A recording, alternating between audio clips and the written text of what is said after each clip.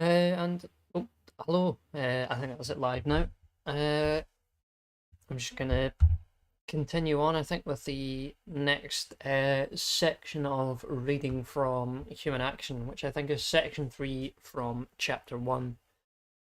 For anyone who didn't catch it yesterday, I sat and spent probably the best part of 4 hours reading through the first about 100 pages or so. All of this, which of course I'm doing as part of a fundraiser so that I can get myself to the Mises Institute and take advantage of the scholarship I've been given for July this year. You can find a link for that fundraiser both in the description and as a pinned comment in our pinned chat message. It will probably also be the pinned comment once this stream is uploaded after it's finished. Let's see if I wait for a few people to fill in for a minute or two before I start. I will say I have to be very thankful of the help that I have been given so far, though. If I quickly go and check, I believe we are just a smidge under £300. So we're almost a third of the way towards the goal that I am after. So I'm incredibly thankful for that, considering the fact I'm nowhere near a third through this book already. So I'm not sure which one's going to happen first, but I will endeavour to read, or try to read, the text in full before I call it quits. Stop dilly-dallying, get on with it. Okay, sure, aye. I suppose I shall. Right.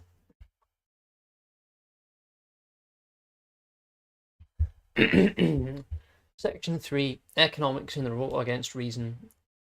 It is true that some philosophers were ready to overrate the power of human reason, and they believed that man can discover by rationation the final causes of cosmic events. The inherent ends the prime mover aims at in creating the universe and determining the course of its evolution. They expedited on the absolute as if it were their pocket watch. They did not shrink from announcing eternal absolute values and from establishing moral codes unconditionally binding on all men. Then there was a long line of utopian authors. They drafted schemes for an earthly paradise in which pure reason alone should rule. They failed to realise that what they called absolute reason and manifest truth was the fancy of their own minds. They blithely arrogated to themselves infallibility and often advocated intolerance, the violent oppression of all dissenters and heretics.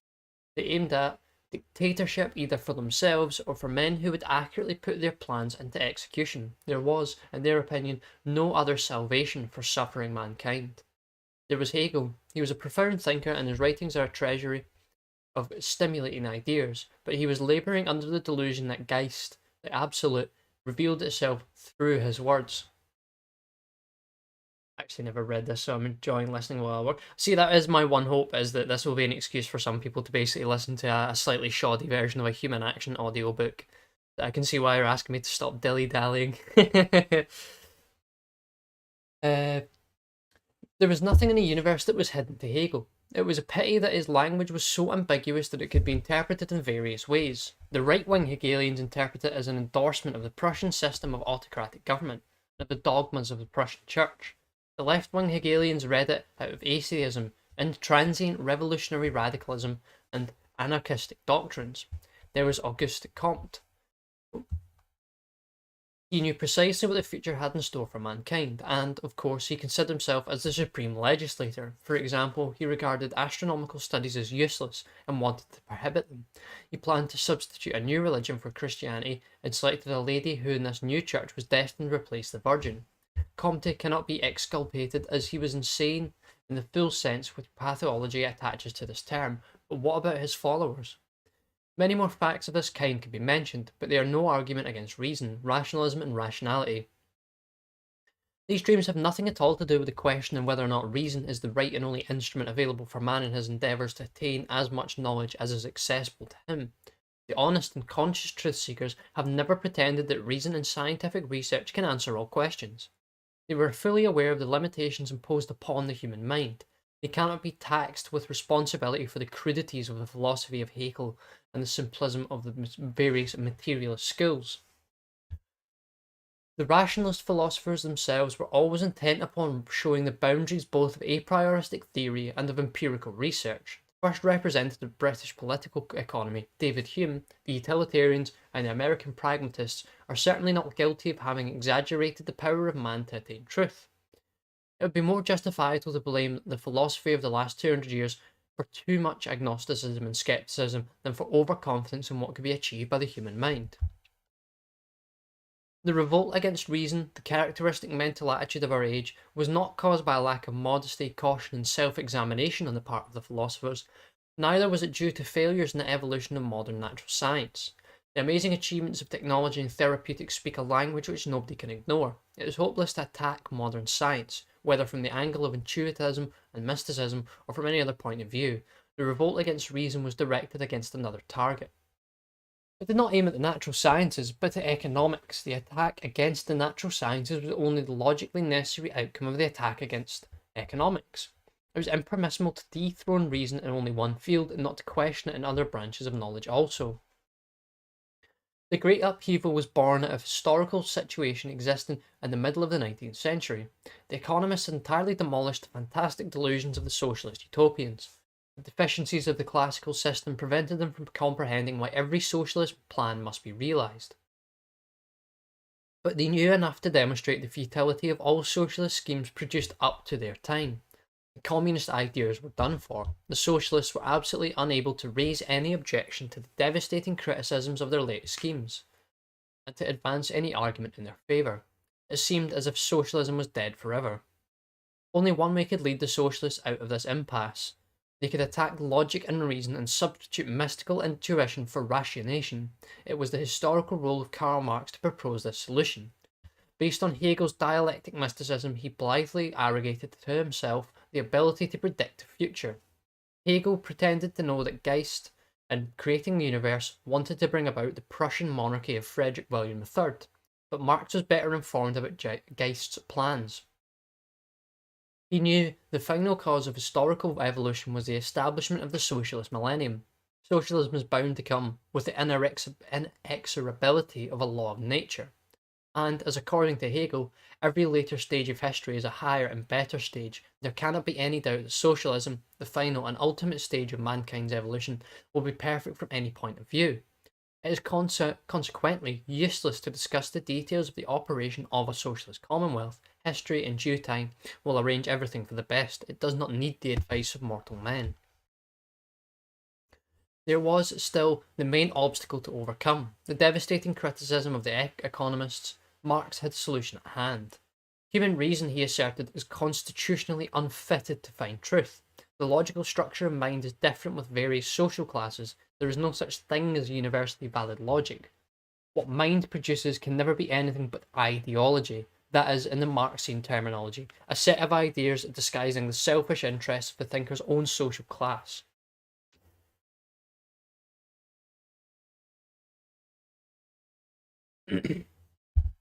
Hence, the bourgeois mind of the economists is utterly incapable of producing more than an apology for capitalism.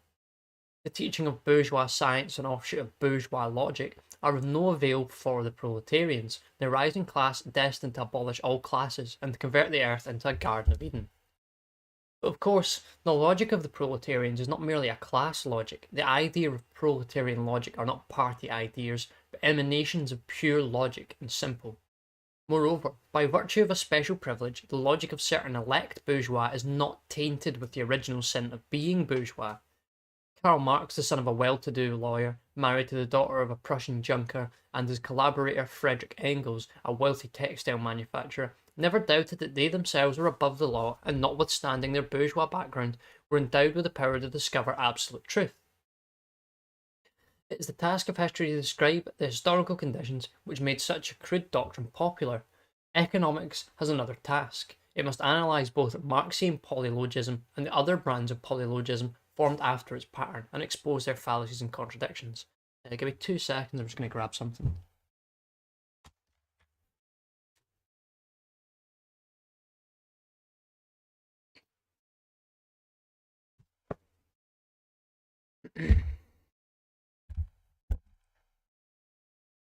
There's a really loud bump there. Microphone my hand. Oops. Section 2. The logical aspect of polylogism. Marxian polylogism asserts that the logical structure of mind is different with the members of the various social classes. Racial polylogism differs from Marxian polylogism only insofar as it ascribes to each race a peculiar logical structure of mind and maintains that all members of a definite race, no matter what their class affiliation may be, are endowed with this peculiar logical structure. There is no need to enter here into a critique of the concepts of the social class and race as applied by these doctrines. It is not necessary to ask the Marxians when and how a proletarian who succeeds in joining the ranks of the bourgeois changes his proletarian mind into a bourgeois mind. It is superfluous to ask the racist to explain what kind of logic is peculiar to people who are not of pure racial stock. There are much more serious objections to be raised. Neither the Marxians, nor the racists, nor the supporters of any other brand of polylogism ever went further than to declare that the logical structure of mind is different with various classes, races, or nations. They never ventured to demonstrate precisely in what the logic of the proletarians differs from the logic of the bourgeois, or in what the logic of the Aryans differs from the logic of the non-Aryans, or the logic of the Germans from the logic of the French or the British. In the eyes of the Marxians, the Ricardian theory of comparative cost is spurious because Ricardo was a bourgeois. The German racists condemned the same theory because Ricardo was a Jew, and the German nationalist because he was an Englishman. Some German professors advanced all these three arguments together against the validity of Ricardo's teachings. However, it's not enough to reject a theory wholesale by unmasking the background of its author. What is wanted is first to expound a system of logic different from that applied by the criticised author. Then it would be necessary to examine the contested theory point by point, and to show wherein its reasoning inferences are made which, although correct from the point of view of its author's logic, are invalid from the point of view of the proletarian, Aryan, or German logic. And finally, it should be explained what kind of conclusions the replacement of the author's vicious inferences by the correct inferences of the critic's own logic must lead to. As everybody knows, this has never been and never can be attempted by anybody. Then there is the fact that there is disagreement concerning essential problems among people belonging to the same class, race, or nation. Unfortunately, there are, say the Nazis, Germans who do not think in a correct German way. But if a German does not always necessarily think as he should, but may think in the manner of a man equipped with a non-German logic, who has decided which German's ideas are truly German and which are un-German? Says the late Professor Franz Oppenheimer. The individual errs often in looking after his interest. A class never errs in the long run. This would suggest the infallibility of a majority vote. However, the Nazis rejected decision by majority vote as manifestly un-German. The Marxians pay lip service to the democratic principle of majority vote, but whenever it comes to test, they favour minority rule, provided it is rule for their own party. Let us remember how Lenin dispersed by force the constituent assembly elected, under the auspices of his own government, by universal franchise for men and women because only about 1/5 of its members were Bolshevik. A consistent supporter of polylogism would have to maintain that ideas are correct because their author is a member of the right class, nation, or race. But consistency is not one of their virtues. Thus, the Marxians are prepared to assign the epithet proletarian thinker to everybody whose doctrines they approve, and all others they disparage either as foes of their class or as social traitors. Hitler was even frank enough to admit that the only method available for him to sift the true German from the mongrels and the aliens was to enunciate a genuinely German program and to see who were ready to support it. Is this the required reading for the Mises Institute? I'm not too sure if this will be the required reading this year. I think it normally is. But I've read the book already and was planning to read it beforehand, so I'm kind of killing two birds with one stone as much as I can, really. I would like to read Man, Economy and State before July as well, but I'm not really sure if I'm going to have the time to do that.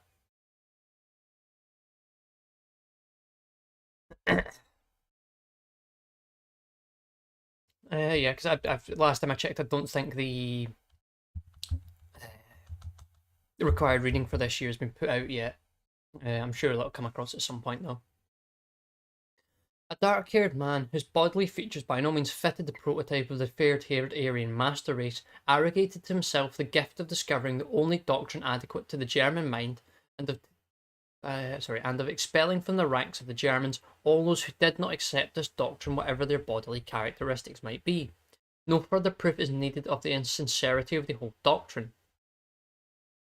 Section 3. The praxeological aspect of polylogism. An ideology in the Marxian sense of this term is a doctrine which, although erroneous from the point of view of the correct logic of the proletarians, is beneficial to the selfish interest of the class which has developed it.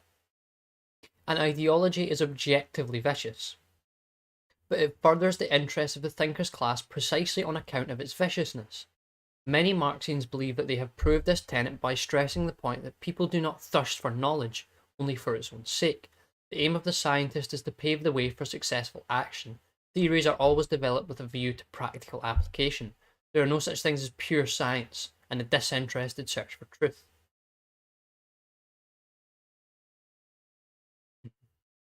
I'm sure you will be picking up some of it, Lady of Shalott. I will just continue to do this until everyone understands Mises.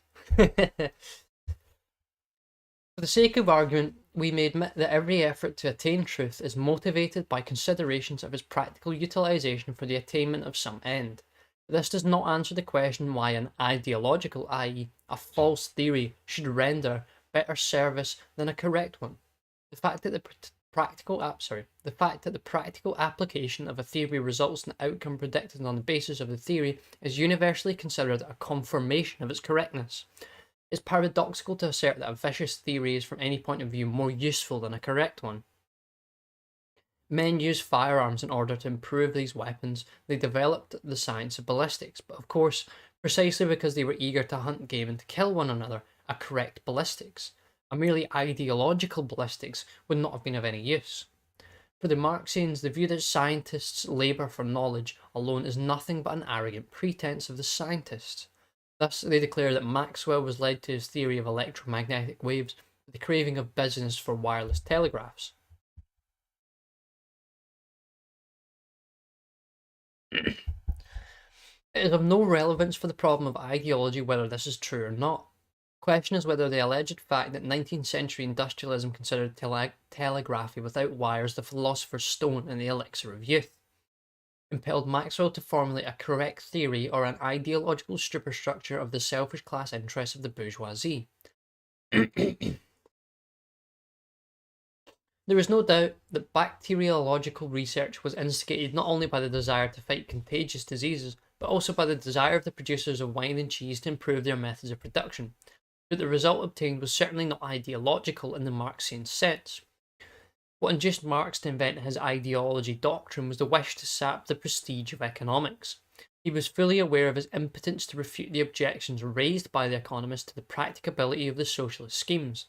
In fact, he was so fascinated by the theoretical system of British classical economics that he firmly believed in its impregnability. He either never learned about the doubts that the classical theory of value raised in the minds of judicious scholars, or, if he had ever heard of them, he did not comprehend their weight. His own economic ideas are hardly more than a garbled version of Ricardianism. When Jevons and Menger inaugurated a new era of economic thought, his career as an author of economic writings had already come to an end. The first volume of Das Kapital had already been published several years previously. Marx's only reaction to the marginal theory of value was that he postponed the publication of the later volumes in his main treatise. They were made accessible to the public only after his death. Mises now has a Scottish accent in my head. I'm glad for that. That sounds good. In developing the ideology doctrine, Marx exclusively aims at economics and a social philosophy of utilitarianism. His only intention was to destroy the reputation of economic teachings which he was unable to refute by means of logic and rationation. He gave to his doctrine the form of universal law valid for the whole historical age of social classes, because a statement which is applicable only to one individual historical event could not be considered as a law.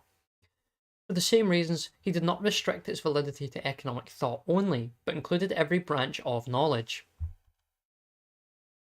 The service which bourgeois economics rendered to the bourgeois was, in Marx's eyes, twofold. It aimed them first in their fight against feudalism and royal despotism, and then later again in their fight against the rising proletarian class. It provided a rational and moral justification for the capitalist exploitation. It was, if you want to use a notion developed after Marx's death, It was, if we want to use a notion developed after Marx's death, a rationalization of the claims of the capitalists. The capitalists and their subconsciousness, ashamed of the mean greed motivating their own conduct and anxious to avoid social disapproval, encouraged their sycophants, the economists, to proclaim doctrines which could rehabilitate them in public opinion now. Public opinion.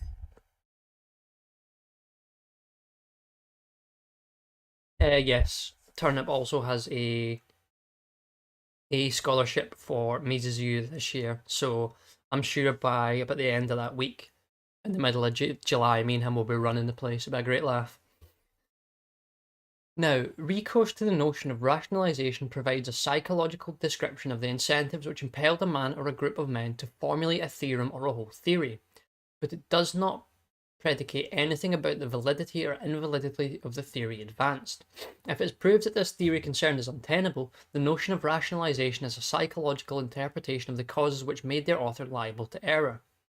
But if we are not in a position to find any fault in the theory advanced, no appeal to the concept of rationalization can possibly explode its validity.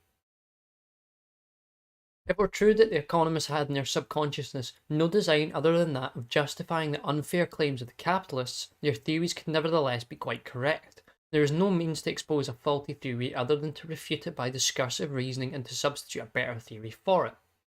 In dealing with the theorem of Pythagoras or with the theory of comparative costs, we are not interested in the psychological factors that impelled Pythagoras and Ricardo to construct these theorems. Although these things may be important for the historian and the biographer, for science, the only relevant question is whether or not these theorems can stand the test of rational examination. The social or racial background of the authors is besides the point. It is a fact that people in the pursuit of their selfish interests try to use doctrines more or less universally accepted by public opinion. Moreover, they are eager to invent and to propagate doctrines which they could possibly use for furthering their own interests. But this does not explain why such doctrines, favouring the interests of a minority and contrary to the interests of the rest of the people, are endorsed by public opinion. No matter whether such ideological doctrines are the product of a false consciousness, forcing a man to think unwillingly in a matter that serves the interests of his class, or whether they are the products of a purposeful distortion of truth, he must encounter the ideologies of other classes and try to supplant them. Then, a rivalry between antagonistic ideologies emerges. The Marxians explain victory and defeat in such conflicts as an outcome of the interference of historical providence. Geist, the mythical prime mover, operates according to a definite plan. He leads mankind through various preliminary stages to the final bliss of socialism. Every stage is a product of a certain stage of technology. All its other characteristics are the necessary ideological superstructure of the technological state. Geist causes man to bring about in due time the technological ideas adequate to the stage in which he lives, and to realise them. All the rest is an outgrowth of the state of technology. The hand mill made feudal society, the steam mill made capitalism. Human will and reason play only an ancillary role in these changes. The inexorable law of historical development forces men, independently of their wills, to think and to behave according to the patterns corresponding to the material basis of their age. Men fool themselves in believing that they are free to choose between various ideas and between what they call truth and error. They themselves do not think. It is historical providence that manifests itself in their thoughts. This is a purely mystical doctrine. The only proof given in its support is the recourse to Hegelian dialectics. Capitalist private property is the first negation of the individual private property. It begets with the inexorability of a law of nature its own negation, namely common ownership of the means of production. However, a mystical doctrine based on intuition does not lose its mysticism by referring to another no less mystical doctrine. This makeshift by no means answers the question why a thinker must necessarily develop an ideology in accordance with the interests of his class. For the sake of argument, we may admit that man's thoughts must result in doctrines beneficial to his interests, but are a man's interests necessarily identical with those of his whole class? Marx himself had to admit that the organisation of the proletarians into a class and consequently into a political party is continually being upset again by the competition between the workers themselves. It is an undeniable fact that there prevails an irreconcilable conflict of interest between those workers who are employed at union wage rates and those who remain unemployed because the enforcement of union rates prevents the demand for and the supply of labour from finding the appropriate price for meeting. It is no less true that the interests of the workers of the comparatively overpopulated countries and those of the comparatively underpopulated countries are antagonistic with regard to migration barriers. The statement that the interests of all proletarians uniformly require the substitution of socialism for capitalism is an arbitrary postulate of Marx and other socialists. It cannot be proved by the mere assertion that the socialist idea and the emanation of proletarian thought, and therefore certainly beneficial to the interests of the proletarians as such. A popular interpretation of the vicissitudes of the British foreign trade policies based on the ideas of Sismondi, Friedrich List, Marx, and the German historical school runs this way. In the second part of the 18th century and the greater part of the 19th century, the class interests of the British bourgeois required a free trade policy. Therefore, British political economy elaborated a free trade doctrine, and the British manufacturers organised a popular movement which finally succeeded in abolishing protective tariffs. Then, later conditions changed. The British bourgeois could no longer stand the competition of foreign manufacturing and badly needed protective tariffs. Consequently, the economists substituted a theory of protection for the antiquated free trade ideology, and Great Britain returned to protectionism.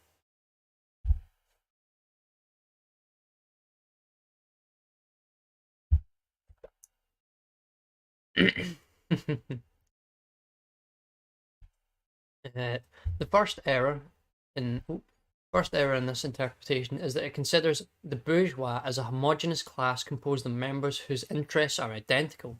A businessman is always under the necessity of adjusting the conduct of his business to the institutional conditions of his country. In the long run, he is, in his capacity as entrepreneur and capitalist, neither favoured nor injured by tariffs or the absence of tariffs. He will turn to the production of those commodities which, under the given state of affairs, he can most profitably produce. What may hurt or further his short-run interests are only changes in the institutional setting, but such changes do not affect the various branches of business and the various enterprises in the same way and to the same extent. A measure that benefits one branch or enterprise may be detrimental to other branches or enterprises. What counts for a businessman is only a limited number of customs items. And with regard to these items, the interests of various branches and firms are mostly antagonistic. It is not true that in the years of the supremacy of free trade ideas that the interests of all branches of British manufacturing were homogeneous and could be uniformly favoured by the abandonment of protectionism, nor did the fact that the British plants were then technologically far ahead of the plants of the rest of the world render foreign competition innocuous for them. Today, the American plants enjoy a similar superiority. Nevertheless, a great part of American manufacturing believes that they badly need protection against the backward industries of other countries. The interests of every other branch or firm can be favoured by all kinds of privileges granted to it by the government. But if privileges are granted to the same extent to the other branches and firms, every businessman loses, not only in his capacity as a consumer, but also in his capacity as a buyer of raw materials, half-finished products, machines, and other equipment. On the one hand, as much as he profits, on the other. Selfish group interests may impel a man to ask for protection for his own branch or firm. They can never motivate him to ask for universal protection for all branches of firms if he is not sure to be protected to a greater extent than the other industries or enterprises. Neither were the British manufacturers, from the point of view of their class concerns, more interested in the abolition of the Corn Laws than other British citizens. The landowners were opposed to the repeal of these laws because a lowering of the prices for agricultural products reduced the rent of their land. A special class interest in the manufacturers can be constructed on the basis of the long since discarded iron law of wages and the no less untenable doctrine that profits are an outcome of the exploitation of the workers. Within a world organised on the basis of the division of labour, every change must one way or another affect the short-run interests of many groups. It is therefore always easy to expose every doctrine supporting an alteration of existing conditions as an ideological disguise of the self-interests of a special group of people. The main occupation of many present-day authors is such unmasking. Marx did not invent this procedure, it was known long before him. Its most curious manifestation was the attempts of some 18th century writers to explain religious creeds as a fraudulent deception on the part of the priests eager to gain power and wealth both for themselves and for their allies. The exploiters, the Marxians, endorsed this statement in labelling religion opium for the masses. It never occurred to the supporters of such teachings that where there are selfish interests pro, there must necessarily be selfish interests contra too. It is by no means a satisfactory explanation of any event that has favoured a special class. The question to be answered is why the rest of the population, whose interests it injured, did not succeed in frustrating the endeavours of those favoured by it. On here.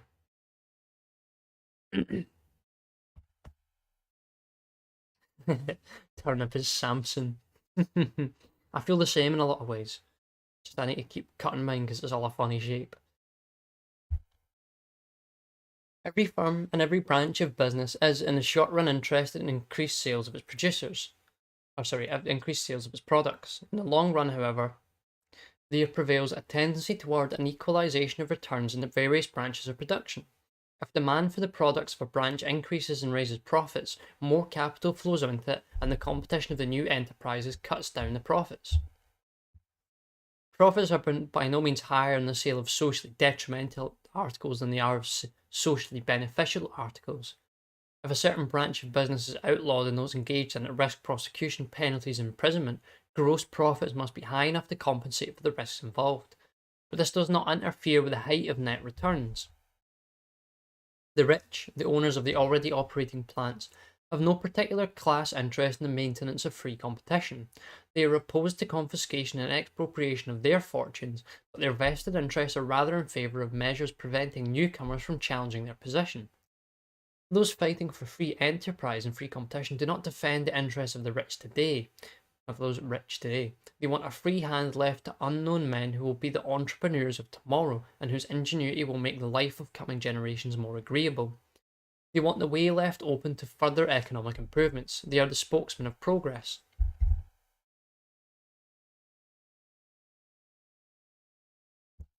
It is useless to argue. The 19th century success of free trade ideas was affected by the theories of classical economics. The prestige of these ideas was so great that those whose selfish class interest they could hurt. Obviously, I can't speak. The prestige of these ideas was so great that those whose selfish class interest they hurt could not hinder their endorsement by public opinion and their realization by legislative measures. It is ideas that make history and not history that makes ideas.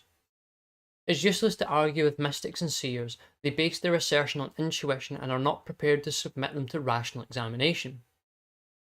The Marxians pretend that what their inner voice proclaims is history's self-revelation. But other people do not hear this voice. It is only a proof that they are not chosen. In its insolence, that those groping in darkness dare to contradict the inspired ones, decency should impel them to creep into a corner and keep silent. However, science cannot abstain from thinking, although it is obvious that it will never succeed in convincing those who dispute the supremacy of reason. Science must emphasize that the appeal to intuition cannot settle the question which of several antagonistic doctrines is the right one and which are wrong. It is an undeniable fact that Marxism is not the only doctrine Marx advanced. It is an undeniable fact that Marxism is not the only doctrine advanced in our time. There are other ideologies besides Marxism. The Marxians assert that the application of those other doctrines would hurt the interests of the many, but the supporters of these doctrines say the same with regard to Marxism.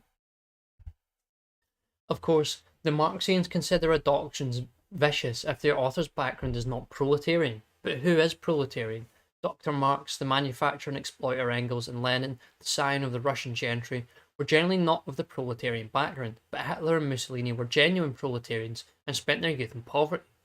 The conflict of the Bolsheviks and the Mensheviks, or that between Stalin and Trotsky, cannot be presented as class conflicts. They were conflicts between various sects of fanatics who called one another traitors.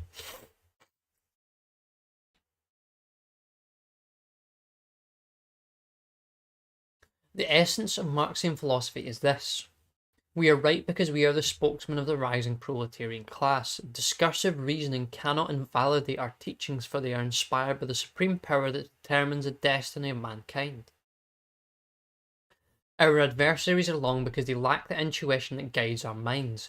It is, of course, not their fault that, on account of their class affiliation, they are not occupied with the genuine proletarian logic and are blinded by ideologies. The unfathomable decrees of history that could have elected us have doomed them. The future is ours.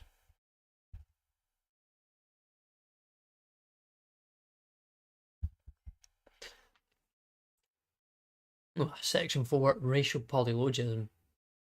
Marxian polylogism is an abortive makeshift to salvage the untenable doctrines of socialism. Its attempt to substitute intuition for ratiocination applies to popular superstitions. But it's precisely this attitude that places Marxian polylogism and its offshoot, the so-called sociology of knowledge, an irreconcilable antagonism to science and reason. It is different with the polylogism of the racists. This brand of polylogism is in agreement with fashionable, although mistaken tendencies in present-day empiricism. It is an established fact that mankind is divided into various races. The various races differ in bodily features. Materialist philosophers assert that thoughts are a secretion of the brain as bile is a secretion of the gallbladder. It would be inconsistent for them to reject beforehand the hypothesis that the thought secretions of the various races may differ in essential qualities.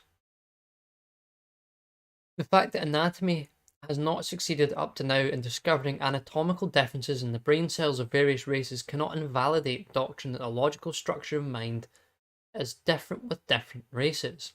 It does not exclude the assumption that later research may discover such anatomical peculiarities. Oh, I seem to have something just wrong with my mouth today.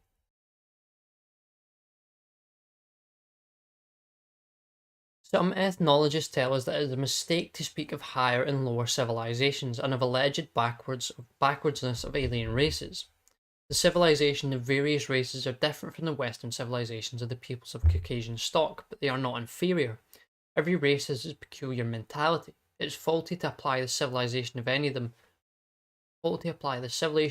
yardsticks abstracted from the achievements of other races. Westerners call the civilization of China an arrested civilization, and that of the inhabitants of New Guinea primitive barbarism. But the Chinese and the natives of New Guinea, despise our civilization no less than we despise theirs. Such estimates are judgments of value and hence arbitrary. The other races have a different structure of mind. The civilizations are adequate to their mind as our civilization is adequate to our mind. We are incapable of comprehending what we call backwardness. It does not appear such to them. It is, from the point of view of their logic, a better method of coming to a satisfactory arrangement with the given natural conditions of life than is our progressivism. These ethnologists are right in emphasizing that it is not the task of a historian and the ethnologist too, as a historian, to express value judgments, but they are utterly mistaken contending that these races have been guided in their activities by motives other than those which have actuated the white race. Oh. The Asiatics and the Africans, no less than the peoples of European descent, have been eager to struggle successfully for survival and to use reason as the foremost weapon in these endeavours. They have sought to get rid of the beasts of prey and of disease, to prevent famines and to raise the productivity of labour. There can be no doubt that in the pursuit of these aims they have been less successful than the whites. Proof is that they are eager to profit from all achievements of the West. Those ethnologists would be right if Mongols or Africans tormented by a painful disease were to renounce the aid of a European doctor because their mentality or their worldview led them to believe that it is better to suffer than to be relieved of pain. Mahatma Gandhi disavowed his whole philosophy when he entered into a modern hospital to be treated for appendicitis. The North American Indians lacked the ingenuity to invent the wheel. The inhabitants of the Alps were not keen enough to construct skis, which would have rendered their hard life much more agreeable. Such shortcomings were not due to a mentality different from those of the races which had long since used wheels and skis. They were failures even when judged from the point of view of the Indians and the Alpine mountaineers. However, These considerations refer only to the motives determining concrete actions, not to the only relevant problem of whether or not there exists between races a difference in the logical structure of mind. It is precisely this that the racist asserts. We may refer to what has been said in the preceding chapters about the fundamental issues of the logical structure of mind and the categorical principles of thought and action. Some additional observations will suffice to give the finishing stroke to racial polylogism and any other brand of polylogism.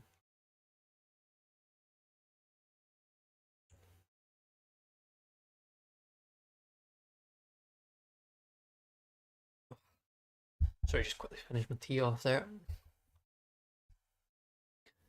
The categories of human thought and action are neither arbitrary products of the human mind nor conventions. They are not outside of the universe and, of course, of cosmic events. They are biological facts and have a definite function in life and reality. They are instruments in man's struggle for existence and his endeavour to adjust himself as much as possible to the real state of the universe and to remove uneasiness as much as it is in his power to do so. They are therefore appropriate to the structure of the external world and reflect properties of the world and of reality. They work and are in this sense true and valid. It is consequently incorrect to assert that a prioristic insight and pure reasoning do not convey any information about reality and the structure of the universe. The fundamental logical relations and the categories of thought and action are the ultimate source of all human knowledge. They are adequate to the structure of reality. They reveal the structure to the human mind, and in this sense, they are for man basic ontological facts. We do not know what a superhuman intellect may think and comprehend. For every man, cognition is conditioned by the logical structure of his mind and implied in this structure.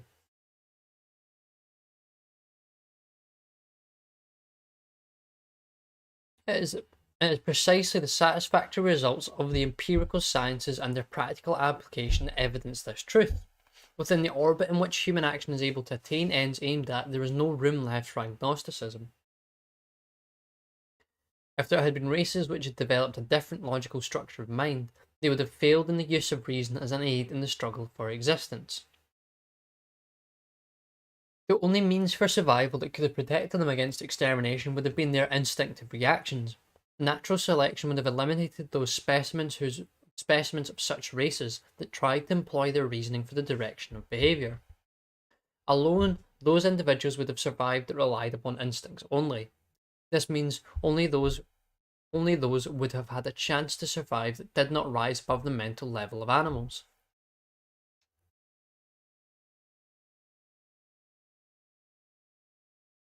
Ugh. The scholars of the West have amassed an enormous amount of material concerning the highest civilizations of China and India, and the primitive civilizations of Asiatic American, Australian, and African Aborigines. It's safe to say all that is worth knowing about these races is known, but never has any supporter of polylogism tried to use these data for a description of the allegedly different logic of these peoples and civilizations. Section 5. Polylogism and Understanding.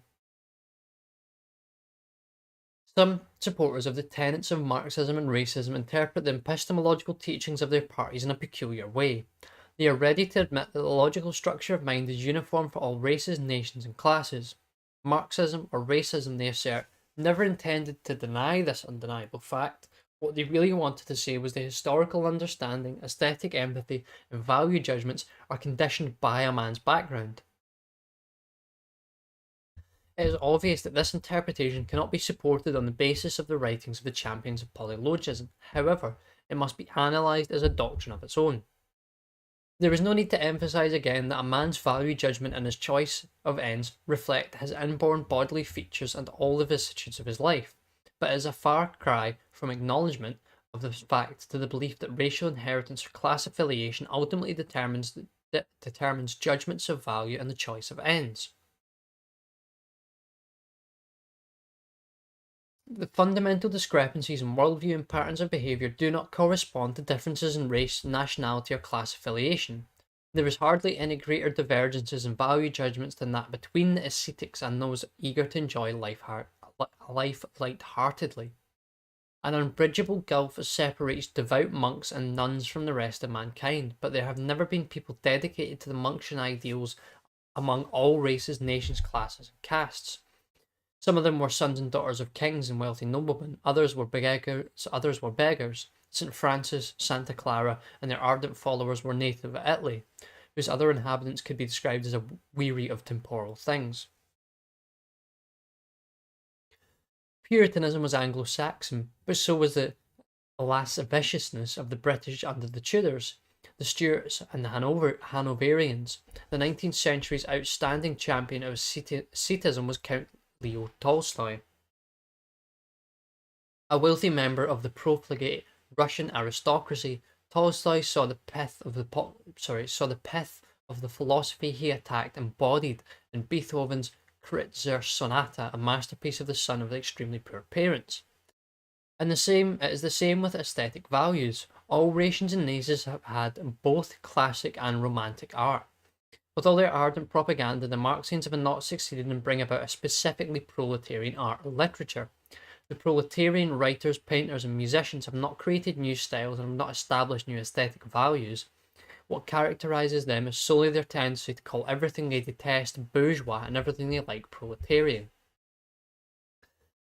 Historical understanding, both of the historian and of the acting man, always reflects the personality of its author. But if the historian and the politician are imbued with the desire for truth, they will never let themselves be deluded by party bias, provided they are efficient and not inept. It is immaterial whether a historian or a politician considers the interference of a certain factor beneficial or detrimental. He cannot derive any advantage from underrating or overrating the relevance of one of the operating factors. Only clumsy would-be historians believe that they can serve their cause by distortion. Only clumsy would-be historians believe that they can serve their cause by distortion.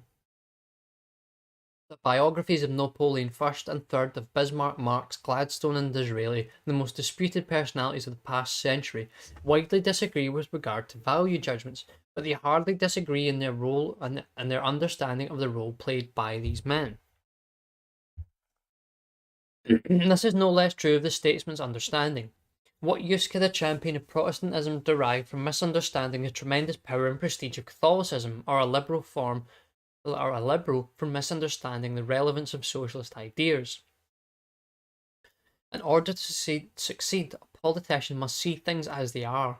Whoever indulges in wishful thinking will certainly fail. Judgments of relevance differ from judgments of value, and they aim at the appraisal of a state of affairs not dependent on the author's arbitrariness. They are coloured by the author's personality and can therefore be They are coloured by their author's personality. It can therefore be I just can't speak today. They are coloured by their author's personality. It can therefore be unanimously agreed upon by all people. But here again, we must raise this question: what advantage could a race or class derive from an ideological distortion of understanding?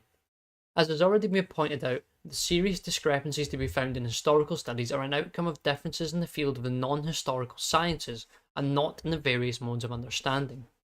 Today, many historians and writers are imbued with the Marxian dogma that the realization of socialist plans is both unavoidable and the supreme good, and that the labour movement is entrusted with the historical mission of accomplishing this task by a violent overthrow of the capitalist system.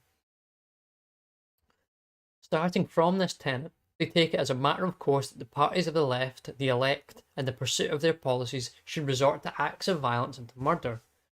A revolution cannot be consummated by peaceful methods. It is not worthwhile to dwell upon such trifles as the butchering of the 4 daughters of the last Tsar, of Leon Trotsky, of tens of thousands of Russian bourgeois, and so on. You cannot make an omelette without breaking eggs. Why explicitly mention the broken eggs? But of course, it is different if one of those assailed ventures to defend himself or even strike back. Few only mention the acts of sabotage, destruction, and violence committed by strikers, but all authors enlarge upon the attempts of railroad companies to protect their property and the lives of their officers and their customers against such onslaughts. Such discrepancies are due neither to the judgments of value nor to the differences in understanding. They are the outcome of antagonistic theories of economic and historical evolution. If the coming of socialism is unavoidable and can be achieved only by revolutionary methods, murders committed by the progressives are minor incidents of no significance. But the self-defense and counter-attacks of the reactionaries, which can possibly delay the final victory of socialism, are of the greatest importance. They are remarkable events, while the revolutionary acts are simply routine. Section 6. The case for reason. Judicious rationalists do not pretend that human reason can ever make man omniscient. They are fully aware of the fact that however knowledge may increase, there will always remain things ultimately given and not liable to any further elucidation. But they say, as far as man is able to attain cognition, he must rely upon reason. The ultimate given is the irrational. The knowable is, as far as it is known, already necessarily rational. There is neither an irrational mode of cognition nor a science of irrationality. With regard to unsolved problems, various hypotheses are permissible provided they do not contradict logic and the uncontested data of experience. But these are hypotheses only. We do not know what causes the inborn differences in human abilities. Science is at a loss to explain why Newton and Mozart are full of creative genius and why most people are not. But it is by all means an unsatisfactory answer to say that a genius owes his greatness to his ancestry or to his race. The question is precisely why such a man differs from his brothers and from the other members of his race. It is a little bit less faulty to attribute the great achievements of the white race to racial superiority. Yet, this is no more than a vague hypothesis which at variance with the fact that the foundations of modern civilization were laid by people of other races. We cannot know whether or not at a later date other races will supplant Western civilization. However, such a hypothesis must be appraised on its own merits. It must not be condemned beforehand because the racists base it on their postulate that there is an irreconcilable conflict between various racial groups and that superior races must enslave the inferior ones. Ricardo's law of association has long since discarded this mistaken interpretation of the inequality of men. It is nonsensical to fight the racial hypothesis by negating obvious facts. It is vain to deny that up to now certain races have contributed nothing or very little to the development of civilization and can, in this sense, be called inferior. If somebody were eager to distill at any cost a grain of truth out of the Marxian teachings, he could say that emotions influence a man's reasoning very much. Nobody ever ventured to deny this obvious fact, and Marxism cannot be credited with its discovery, but it is without any significance for epistemology. There are many sources both of success and of error. It is the task of psychology to enumerate and to classify them. Envy is a widespread frailty. It is certain that many intellectuals envy the higher income of prosperous businessmen and that these feelings drive them towards socialism. They believe that the authorities of a socialist commonwealth would pay them higher salaries than those that they earn under capitalism. But to prove the existence of this envy does not relieve science of the duty of making the most careful examination of the socialist doctrines. Scientists are bound to deal with every doctrine as if its supporters were inspired by nothing else than thirst for knowledge. The various brands of polylogism substitute for a purely theoretical examination of opposite doctrines the unmasking of the background and the motives of the authors. Such a procedure is incompatible with the first principles of ratiocination. It is a mistake. That is a poor makeshift to dispose of a theory by referring to its historical background, to the spirit of its time, to the material conditions of the country of its origin, and to any personal qualities of its authors. A theory is subject to the tribunal of reason only. The yardstick to be applied is always the yardstick of reason. A theory is either correct or incorrect. It may happen that the present state of our knowledge does not allow a decision with regard to its correctness or incorrectness. But a theory can never be valid for a bourgeois or an American if it is invalid for a proletarian or a Chinese. If the Marxians and the racists were right, it would be impossible to explain why those in power are anxious to suppress dissenting theories and to persecute their supporters. The very fact that there are intolerant governments and political parties intent upon outlawing and exterminating dissenters is a proof of the excellence of reason. It's not a proof of a doctrine's correctness that its adversaries use the police, the hangman, and violent mobs to fight it, but it is a proof of the fact that those taking course to violent oppression are, in their subconsciousness, convinced of the untenability of their own doctrines. It is impossible to demonstrate the validity of the a priori foundations of logic and praxeology without referring to these foundations themselves. Reason is an ultimate given and cannot be analysed or questioned by itself. The very existence of human reason is a non-rational fact.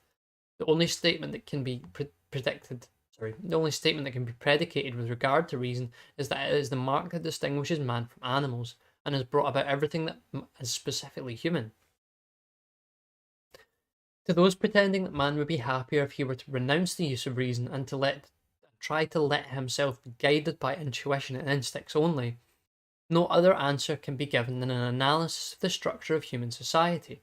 In describing the genesis and working of social cooperation, economics provides all the information required for an ultimate decision between reason and unreason.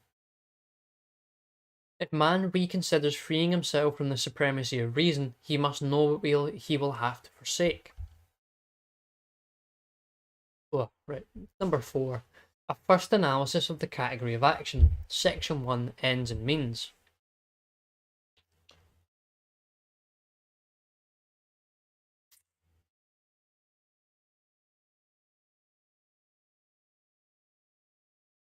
The result sought by an action is called its end, goal, or aim. One uses these terms in ordinary speech also to signify intermediate ends, goals, or aims. These are points which acting man wants to attain only because he believes that he will reach his ultimate end, goal, or aim in passing beyond them. Strictly speaking, the end, goal, or aim of any action is always the relief from a felt uneasiness. A means is what serves to the attainment of any end, goal, or aim. Means are not in the given universe. In this universe, there exist only things. A thing becomes a means when human reason plans to employ it for the attainment of some end, and human action really employs it for this purpose. Thinking man sees the serviceableness of things, i.e., their ability to minister to his ends, and acting man makes them means. It is of primary importance to realise that parts of the external world become means only through the operation of the human mind and its offshoot. Human action, external objects, are as such only phenomena of the human. Self all mixed up there. It is of primary importance to realise that parts of the external world become means only through the operation of the human mind and its offshoot, human action. External objects are as such only phenomena of the physical universe and the subject matter of the natural sciences. It is human meaning and action which transform them into means. Praxeology does not deal with the external world, but with man's conduct with regard to it. Praxeological reality is not the physical universe, but man's conscious reaction to the given state of this universe. Economics is not about things and tangible material objects, it is about men, their meanings and actions. Goods, commodities, and wealth, and all the other notions of conduct are not elements of nature, they are elements of human meaning and conduct. He who wants to deal with them most must not look at the external world, he must search for them the meaning of acting men. Praxeology in economics does not deal with human meaning and action as they should be or would be if all men were inspired by an absolute valid philosophy and equipped with a perfect knowledge of technology. For such notions as absolute validity and omniscience, there is no room in the frame of a science whose subject matter is erring man. An end is everything which men aim at. A means is everything which acting men consider as such. It is the task of scientific technology and therapeutics to explode errors in their respective fields. It is the task of economics to expose erroneous doctrines in the field of social action. But if men do not follow the advice of science, but cling to their fallacious prejudices, these errors are reality and must be dealt with as such. Economists consider foreign exchange control as inappropriate to attain the ends aimed at by those who take recourse to it. However, if public opinion does not abandon its delusions and governments consequently resort to foreign exchange control, the course of events is determined by this attitude. Present-day medicine considers the doctrine of therapeutic effects of mandrake as a fable, but as long as people took this fable as truth, mandrake was an economic good and prices were paid for its acquisition. In dealing with prices, economics does not ask what things are in the eyes of other people, but only what they are in the meaning of those who are intent upon getting them. It deals with real prices paid and received in real transactions, not with prices as they would be if men were different from what they really are. Means are necessarily always limited, i.e., scarce with regard to the services for which man wants to use them. If this were not the case, there would not be any action with regard to them. Where man is not restrained by the insufficient quality of things available, there is no need for any action. It is customary to call the end the ultimate goal and the means goods. In applying this terminology, economists mainly used to think as technologies and not as praxeologists. They differentiated between free goods and economic goods. They called free goods things available in superfluous abundance which man does not need to economize. Such goods, however, are not the object of any action, they are the general conditions of human welfare. They are parts of the natural environment in which man lives and acts. Only the economic goods are the substratum of action. They are alone dealt with in economics. Economic goods which in themselves are fitted to satisfy human wants directly and whose serviceableness does not depend on the cooperation of other economic goods are called consumer goods or goods of the first order. Means which can satisfy wants only indirectly when complemented by cooperation of other goods are called producer goods or factors of production or goods of a remoter or higher order. The services rendered by a producer's goods consist in bringing about by the cooperation of complementary producer's goods a product. This product may be a consumer's good, it may be a producer's good, which when combined with other producer's goods will finally bring about a consumer's goods. It is possible to think of the producer's goods as arranged in orders according to their proximity to the consumer's goods for whose production they can be used. Those producer goods which are nearest to the production of a consumer's goods are arranged in the second order, and accordingly those which are used for the production of goods of the second order in the third order, and so on. The purpose of such an arrangement of goods in orders is to provide a basis for the theory of value and prices of the factors of production. It will be shown later how the valuation and the prices of the goods of higher orders are dependent on the valuation and the prices of the goods of lower orders produced by their expenditure. The first and ultimate valuation of external things refers only to consumers' goods. All other things are valued according to the part they play in the production of consumers' goods. Therefore, it is not necessary actually to arrange producers' goods in various orders from the second to the nth. It is no less superfluous to enter into the pedantic discussions of whether a concrete good has to be called a good of the lowest order or should rather be attributed to one of the higher orders.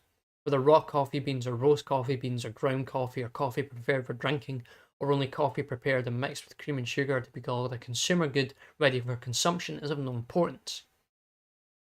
It is immaterial which manner of speech we adopt, for with regard to the problem of valuation, all that we say about a consumer's goods can be applied to any good of a higher order, except those of the highest order if we consider it as a product. An economic good does not necessarily have to be embodied in a tangible thing. Non-material economic goods are called services. Number 2, a scale of value. Acting man chooses between various opportunities offered for choice. He prefers one alternative to others. It is customary to say that acting man has a scale of wants, or values, in his mind when he arranges his actions. On the basis of such a scale, he satisfies what is of higher value, i.e., more urgent wants, and leaves unsatisfied what is of lower value, i.e., what is a less urgent want. There is no objection to such a presentation of the state of affairs. However, one must not forget that the scale of values or wants manifests itself only in the reality of action. These scales have no independent existence apart from the actual behaviour of individuals. The only source from which our knowledge concerning these scales is derived is the observation of a man's actions. Every action is always in perfect agreement with his scale of values or wants, because these scales are nothing but an instrument for the interpretation of a man's acting. Ethical doctrines are intent upon establishing scales of value according to which man should act, but does not necessarily always act. They claim for themselves the vocation of telling right from wrong, and of advising man concerning what he should aim at as the supreme good.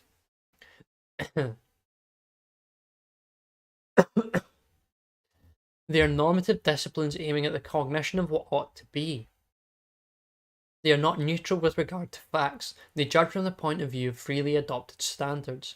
This is not the attitude of praxeology in economics. They are fully aware of the fact that ultimate ends of human action are not open to examination from any absolute standard. Ultimate ends are ultimately given. They are purely subjective. They differ with various people and with the same people at various moments in their lives. Praxeology and economics deal with the means for the attainment of ends chosen by the acting individuals. They They do not express any opinion with regard to such problems, as whether or not Sybratism is better than ascetism. They apply to the means only one yardstick, vis-a-vis whether or not they are suitable to attain the ends at which the acting individual aims. The notions of abnormality and perversity therefore have no place in economics.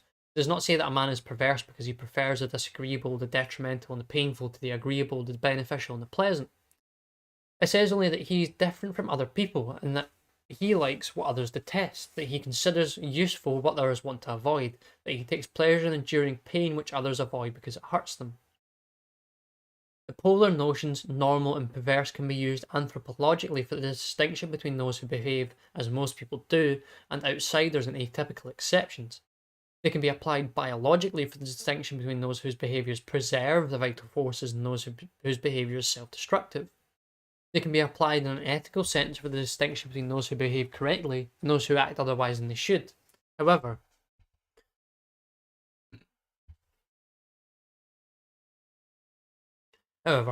in the frame of a theoretical science of human action, there is no room for such a distinction. Any examination of ultimate ends turns out to be purely subjective and therefore arbitrary. Value is the importance the acting man attaches to ultimate ends. Only to ultimate ends is primary and original value assigned. Means are valued derivatively according to their serviceableness and contributing to the attainment of ultimate ends. Their valuation is derived from the valuation of the respective ends. They are important for man only as far as they make it possible for him to attain some ends. Value is not intrinsic, it's not in things, it is within us. It is the way in which man reacts to the conditions of his environment. Neither is value in words and in doctrines. It is reflected in human conduct. It is not what a man or groups of men say about value that counts, but how they act. The bombastic oratory of moralists and the inflated pompousness of party programs are significant as such, but they influence the course of human events only as far as they really determine the actions of men. In the chat there, Tolkien had it right after all. Is there some sort of bizarre Praxeology Tolkien crossover that I'm not aware of? That's very unlike me to not know. Number 3, the scale of needs. Notwithstanding all declarations to the contrary, the immense majority of men aim first of all at an improvement of the material conditions of well-being. They want more and better food, better homes and clothes, and 1,000 other amenities. They strive after abundance and health, taking these goals as given. Applied physiology tries to determine what means are best suited to provide as much satisfaction as possible.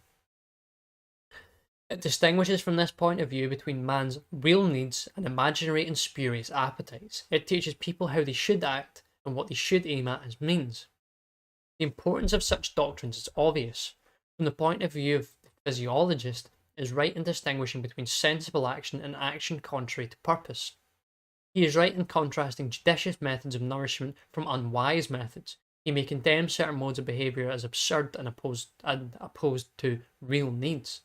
However, such judgments are beside the point, for a science dealing with the reality of human action, not what a man should do, but what he does, counts for praxeology and economics. Hygiene may be right or wrong in calling alcohol and nicotine poisons, but economics must explain the prices of tobacco and liquor as they are, not as they would be under different conditions. There is no room left in the field of economics for a scale of needs different from the scale of value as reflected in man's actual behaviour.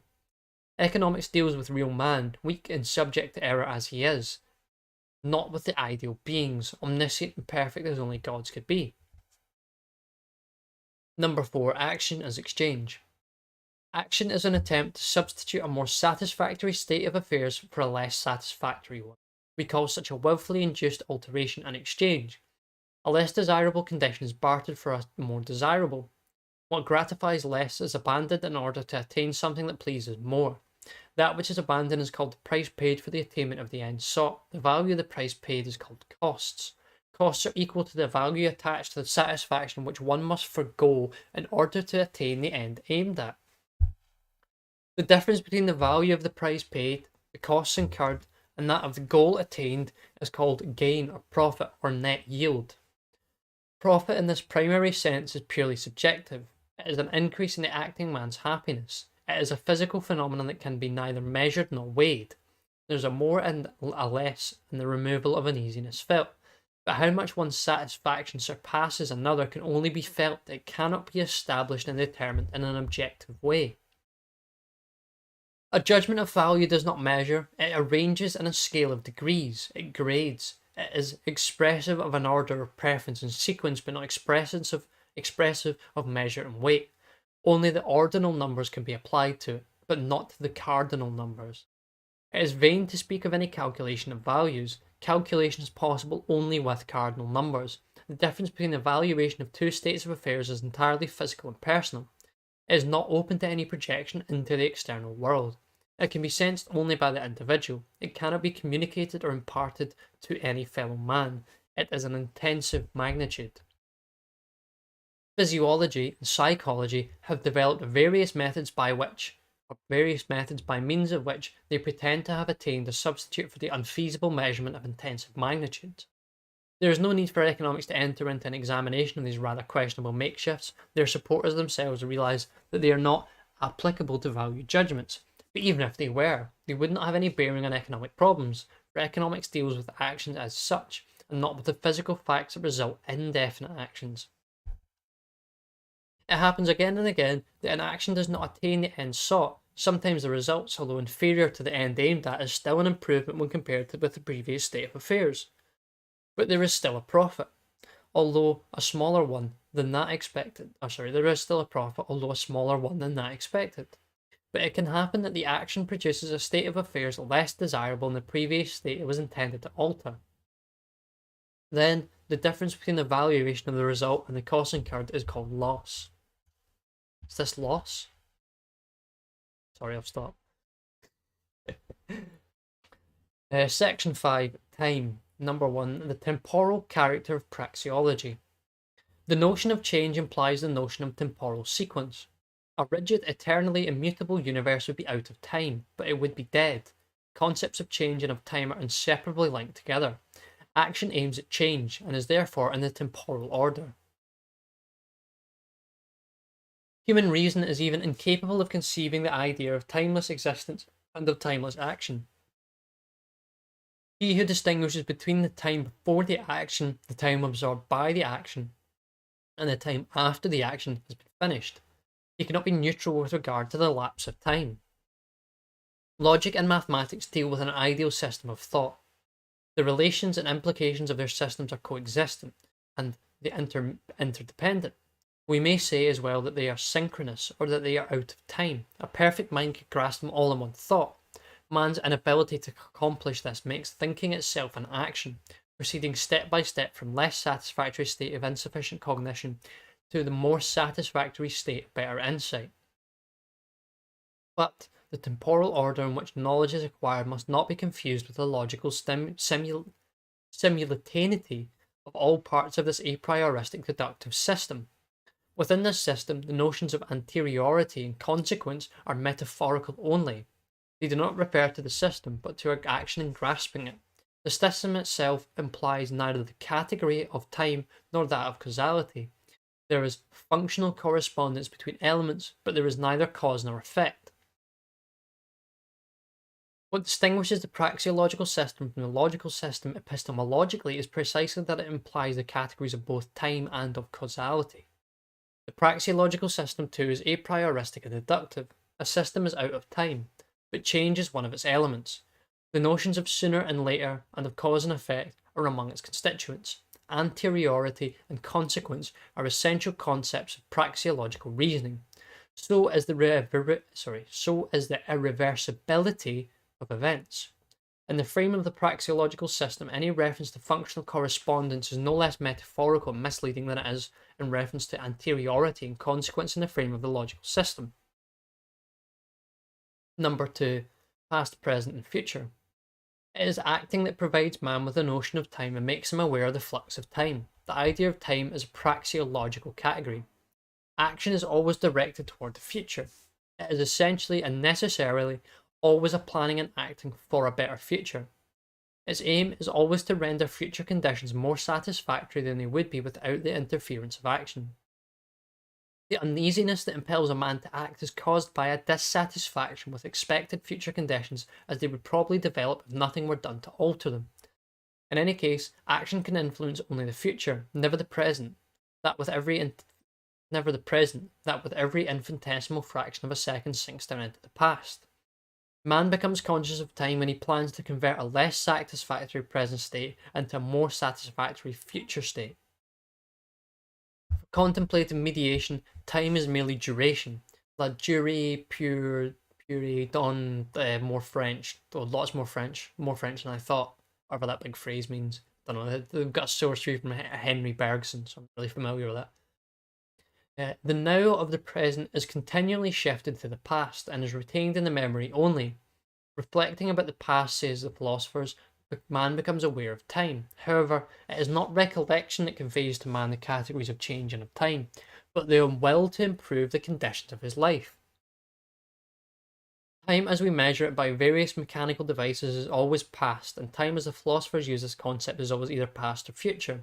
The present is, from these aspects, nothing but an ideal boundary line separating the past from the future. But from the praxeological aspect, there is, between the past and the future, a real extended present. Action is, as such, in the real present because it utilizes the instant and thus embodies its reality. Later retrospective reflection discerns in the instant passed away, first of all, the action and the conditions which offered it to action, I should say. That which can no longer be done or consumed because the opportunity for it has passed away contrasts the past with the present. That which cannot yet be done or consumed because the conditions for undertaking it or the time for its ripening have not yet come contrasts the future with the past. The present offers the acting opportunities and tasks for which it was hitherto too early and for which it was hereafter too late. Present coadjuration is a continuation of the conditions and opportunities given for acting. Every kind of action requires special conditions to which it must be adjusted with regard to the aims sought. The concept of the present is therefore different for various fields of action. There is no reference whatever to the various methods of measuring the passing of time by spatial movements. The present encloses as much of the time passed away as still is actual, i.e., of importance for acting. The present contrasts itself according to the various actions one has in view, with the Middle Ages, with the 19th century, with the past year, month, or day, but no less with the hour, minute, or second just passed away. If a man says nowadays Zeus is no longer worshipped, he has a present in mind other than the motor car driver who thinks now is still too early to turn. As the future is uncertain, it always remains undecided and vague how much of we consider as now and present. If a man had said in 1913, at present now in Europe freedom of thought is undisputed, he would not have foreseen that this present would very soon be a past. Number 3. Economization of time. Man is subject to the passing of time. He comes into existence, grows, becomes old, and passes away. His time is scarce. He must economize it as he does other scarce factors. The economization of time has a peculiar character because of the uniqueness and irreversibility of the temporal order. The importance of these facts manifests itself in every part of the theory of action. Only one must be stressed at this point: the economization of time is independent of the economization of economic goods and services. Even in the land of cocaine, man would be forced to economize time, provided he were not immortal and not endowed with eternal youth and indestructible health and vigor. Although his appetites could be satisfied immediately without any expenditure of labor, he would have to arrange his time schedule, as there are states of satisfaction which are incompatible and cannot be consummated at the same time. For this man, too, would be scarce and subject to the aspect of sooner and later. Number 4. Temporal relation between actions. Two actions of an individual are never synchronous. Their temporal relations is that of sooner and later. Actions of various individuals can be considered as synchronous only in the light of the physical methods for the measurement of time. Synchronism is a praxeological notion only with regard to the concerted efforts of various acting men. A man's individual actions succeeded one another. A man's individual actions succeed one another. They can never be affected at the same instant. They can only follow one another in more or less rapid succession. There are actions which serve several purposes at one blow. It would be misleading to refer to them as coincidence of various actions.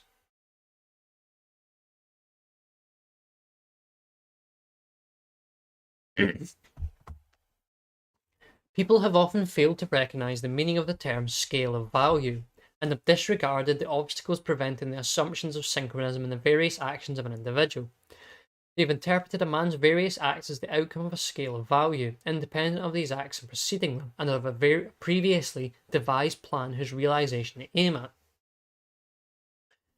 The scale of value and the plan to which duration and immutability for a certain period of time were attributed were hypostatized into the cause and motive of the various individual actions. Synchronism, which could not be asserted with regard to various acts, was then easily discovered in the scale of values and in the plan. But this overlooks the fact that the scale of values is nothing but a constructed tool of thought. The scale of value manifests itself only in real acting. It can be discerned only from the observation of real acting. It is therefore impermissible to contrast it with real acting and to use it as a yardstick for the appraisal of real actions. It is no less impermissible to differentiate between rational and allegedly irrational acting on the basis of a comparison of real acting with earlier drafts and plans for future actions. It may be very interesting that yesterday's goals were set for today's acting other than those really aimed at today, but yesterday's plans do not provide us with any more objective and non-arbitrary standard for the appraisal of today's real acting than any other ideas and norms. The attempt has been made to attain the notion of a non-rational action by this reasoning. If A is preferred to B and B to C, logically A should be preferred to C. But if actually C is preferred to A, we are faced with a mode of acting to which we cannot ascribe consistency and rationality. This reasoning disregards the fact that two acts of an individual can never be synchronous. If one action A is preferred to B and the other action B to C, however short the interval between the two actions may be, not permissible to construct a uniform scale of value in which A precedes B and B precedes C. Nor is it permissible to consider a later third action as coincident with the two previous actions. All that the example proves is that the value judgments are not immutable, and that therefore a scale of values which is abstracted from various necessarily non-synchronous actions of an individual may be self-contradictory. One must not confuse the logical consistency, or the logical concept of consistency vis-a-vis absence of contradiction, and the praxeological concept of consistency are clinging to the same principles. Logical consistency has its place only in thinking. Constancy has its place only in acting. Constancy and rationality are entirely different notions. If one's valuations have changed, unremitting faithfulness to the once espoused principles of action merely for the sake of constancy would not be rational but simply stubborn. Only in one respect can acting be constant, in preferring the more valuable to the less valuable. If the valuations change, acting must also change. Faithfulness under changed conditions to an old plan would be nonsensical. A logical system must be consistent and free of contradictions because it implies the coexistence of all parts and theorems. In acting, which is necessarily in the temporal order, there cannot be any question of such consistency. Acting must be suited to purpose, and purposefulness requires adjustment to changing conditions. Presence of mind is considered a virtue in acting man. A man has presence of mind if he has the ability to think and to adjust his acting so quickly that the interval between the emergence of new conditions and the adaptation of his actions to them becomes as short as possible. If the constancy is viewed as faithfulness to a plan once designed without regard to changing conditions, then presence of mind and quick reaction are the very opposite of constancy. When the speculator goes to the stock exchange, he may sketch a definite plan for his operations. Whether or not he clings to this plan, his actions are rational also in the sense which they are eager to distinguish rational acting from irrational tributes to the term rational. The speculator in the course of the day may embark upon a transaction in which an observer, not taking into account the changes occurring in market conditions, will not be able to interpret as the outcome of constant behaviour. but the speculator is firm in his intention to make profits and avoid losses. Accordingly, he must adjust his conduct to the change in future market conditions, and in his own judgment concerning the future development of prices. However one twists things, one will never succeed in formulating the notion of irrational actions whose irrationality is not founded upon an arbitrary judgment of value. Let us suppose that somebody has chosen to act inconstantly for no other purpose than for the sake of refuting the praxeological assertion that there is no irrational action.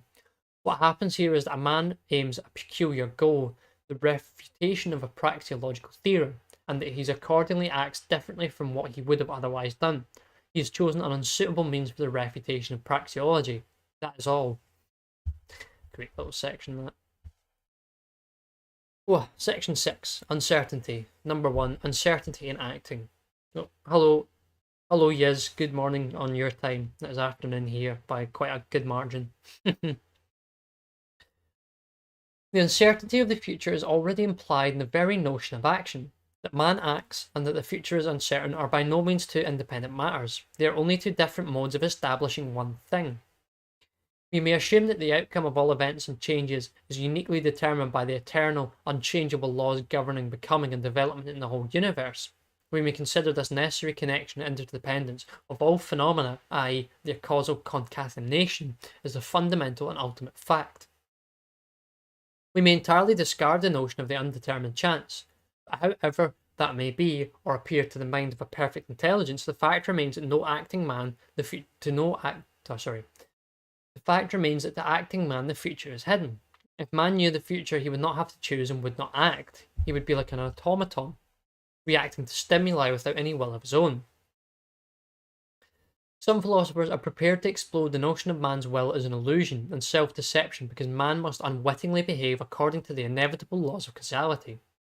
They may be right or wrong from the point of view of the prime mover or of the causes itself. However, from the human point of view, action is the ultimate thing. We do not assert that man is free in choosing and acting, we merely establish the fact that he chooses and acts, and that we are at a loss to use the methods of the natural sciences for answering the question why he acts this way and not otherwise.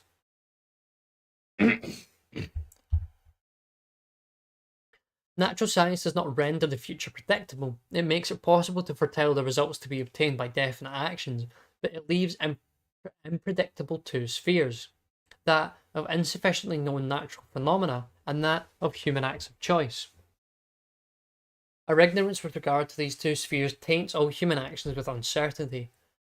Apodictic certainty is only within the orbit of the deductive system of a prioristic theory, that most can be attained with regard to reality and probability. It is not the task of praxeology to investigate whether or not it is permissible to consider as certain some of the theorems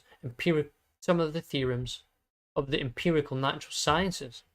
This problem is without practical importance for praxeological considerations. At any rate, the theorems of physics and chemistry have such a high degree of probability that we are entitled to call them certain for all practical purposes. We can practically forecast the working of a machine constructed to the rules of scientific technology, but the construction of a machine is only in a part in a broader program that aims at supplying the consumers with the machine's products. Whether this was or was not the most appropriate plan depends on the development of future conditions, which at the time of the plan's execution cannot be forecast with certainty. Thus, the degree of certainty with regard to the technological outcome of the machine's construction, whatever it may be, does not remove the uncertainty inherent in the whole action. Future needs and valuations, the reaction of men to changes and conditions, future scientific and technological knowledge, future ideologies and policies can never be foretold with more than a greater or small degree of probability. Every action refers to an unknown future. It is in this sense always a risky speculation. The problem of truth and certainty concern the general theory of human knowledge. The problem of probability, on the other hand, is a primary concern of praxeology. Number 2. The meaning of probability. The treatment of probability has been confused by the mathematicians. From the beginning, there was an ambiguity in dealing with the calculus of probability.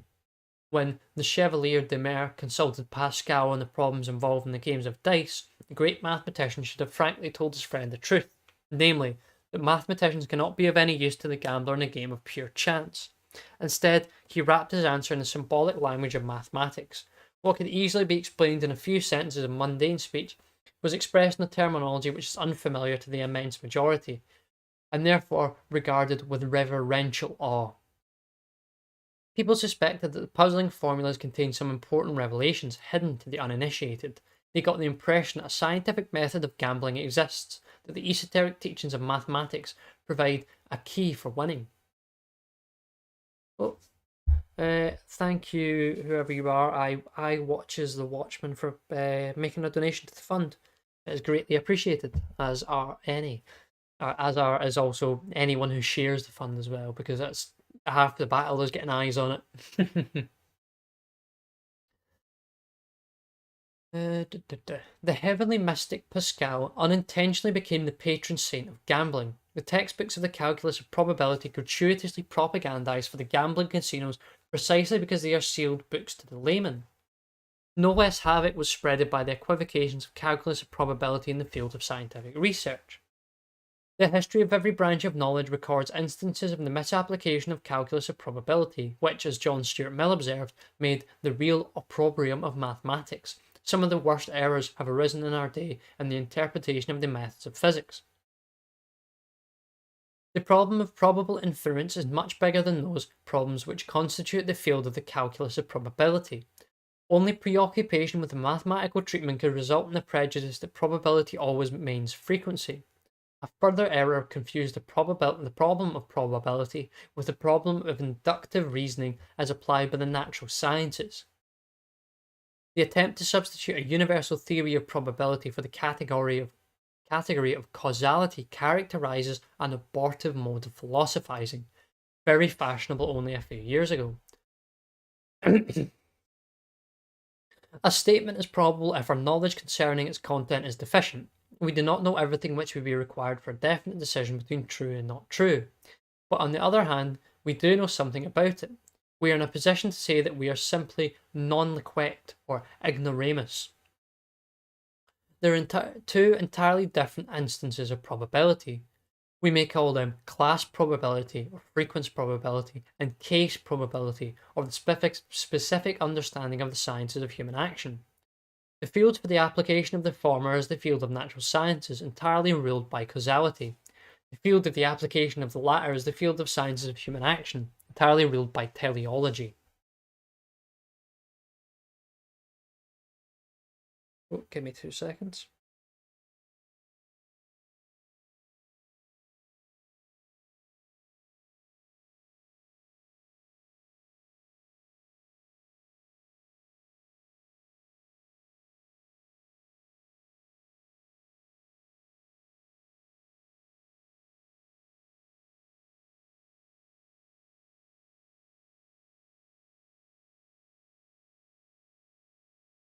Sorry, ignore the brief interruption. Number 3, class probability. Class probability means we know or assume to know, with regard to the problem concerned, everything about the behaviour of a whole class of events or phenomenon. But the actual singular events or phenomenon we know nothing, but they are the elements of this class. We know, for instance, that there are 90 tickets in a lottery, and that 5 of them will be drawn. Thus, we know all about the behaviour of the whole class of tickets, but with regard to the singular tickets, we do not know anything that they are elements of this class of tickets. We have a complete table of mortality for a definite period of the past in a definite area. If we assume that with regard to mortality no changes will occur, we may say that we know everything about the mortality of the whole population in question. But with regard to the life expectancy of the individuals, we do not know anything, but that they are members of this class of people. For this defective knowledge, the calculus of probability provides a presentation in symbols of the mathematical terminology. It neither expands nor deepens nor complements our knowledge. It translates into the mathematical language. Its calculations repeat in algebraic formulas what we know beforehand. They do not lead to results that would tell us anything about the actual singular events, and of course, they do not add anything to our knowledge concerning the behaviour of the whole class, as this knowledge was already perfect, or was considered perfect, at the very outset of our consideration of the matter. It is a serious mistake to believe that the calculus of probability provides the gambler with any information which could remove or lessen the risk of gambling. It is, contrary to popular fallacies, quite useless for the gambler, as is any other mode of logical or mathematical reasoning. It is the characteristic mark of gambling that it deals with the unknown, with pure chance. The gambler's hopes for success are not based on substantial considerations. The non-superstitious gambler thinks there is a slight chance, or, in other words, it is not impossible that I may win. I am ready to put up the stake required. I know very well that in putting it up I am behaving like a fool, but the biggest fools have the most luck anyway. Cool reasoning must show that the gambler that he does not improve his chances by buying 2 tickets instead of one of a lottery in which the total amount of tickets of the winning is smaller than the proceeds from the sale of all tickets. If he were to buy all the tickets, he would certainly lose a part of his outlay, yet every lottery customer is firmly convinced that it is better to buy more tickets than less. The habitudes of the casinos and slot machines never stop. They do not give a thought to the fact that because the ruling odds favour the banker over the player, the outcome will most certainly result in a loss for the longer they continue to play. The lure of gambling consists precisely in its unpredictability and its adventurous vicissitudes. Let us assume that 10 tickets, each bearing the name of a different man, are put into a box.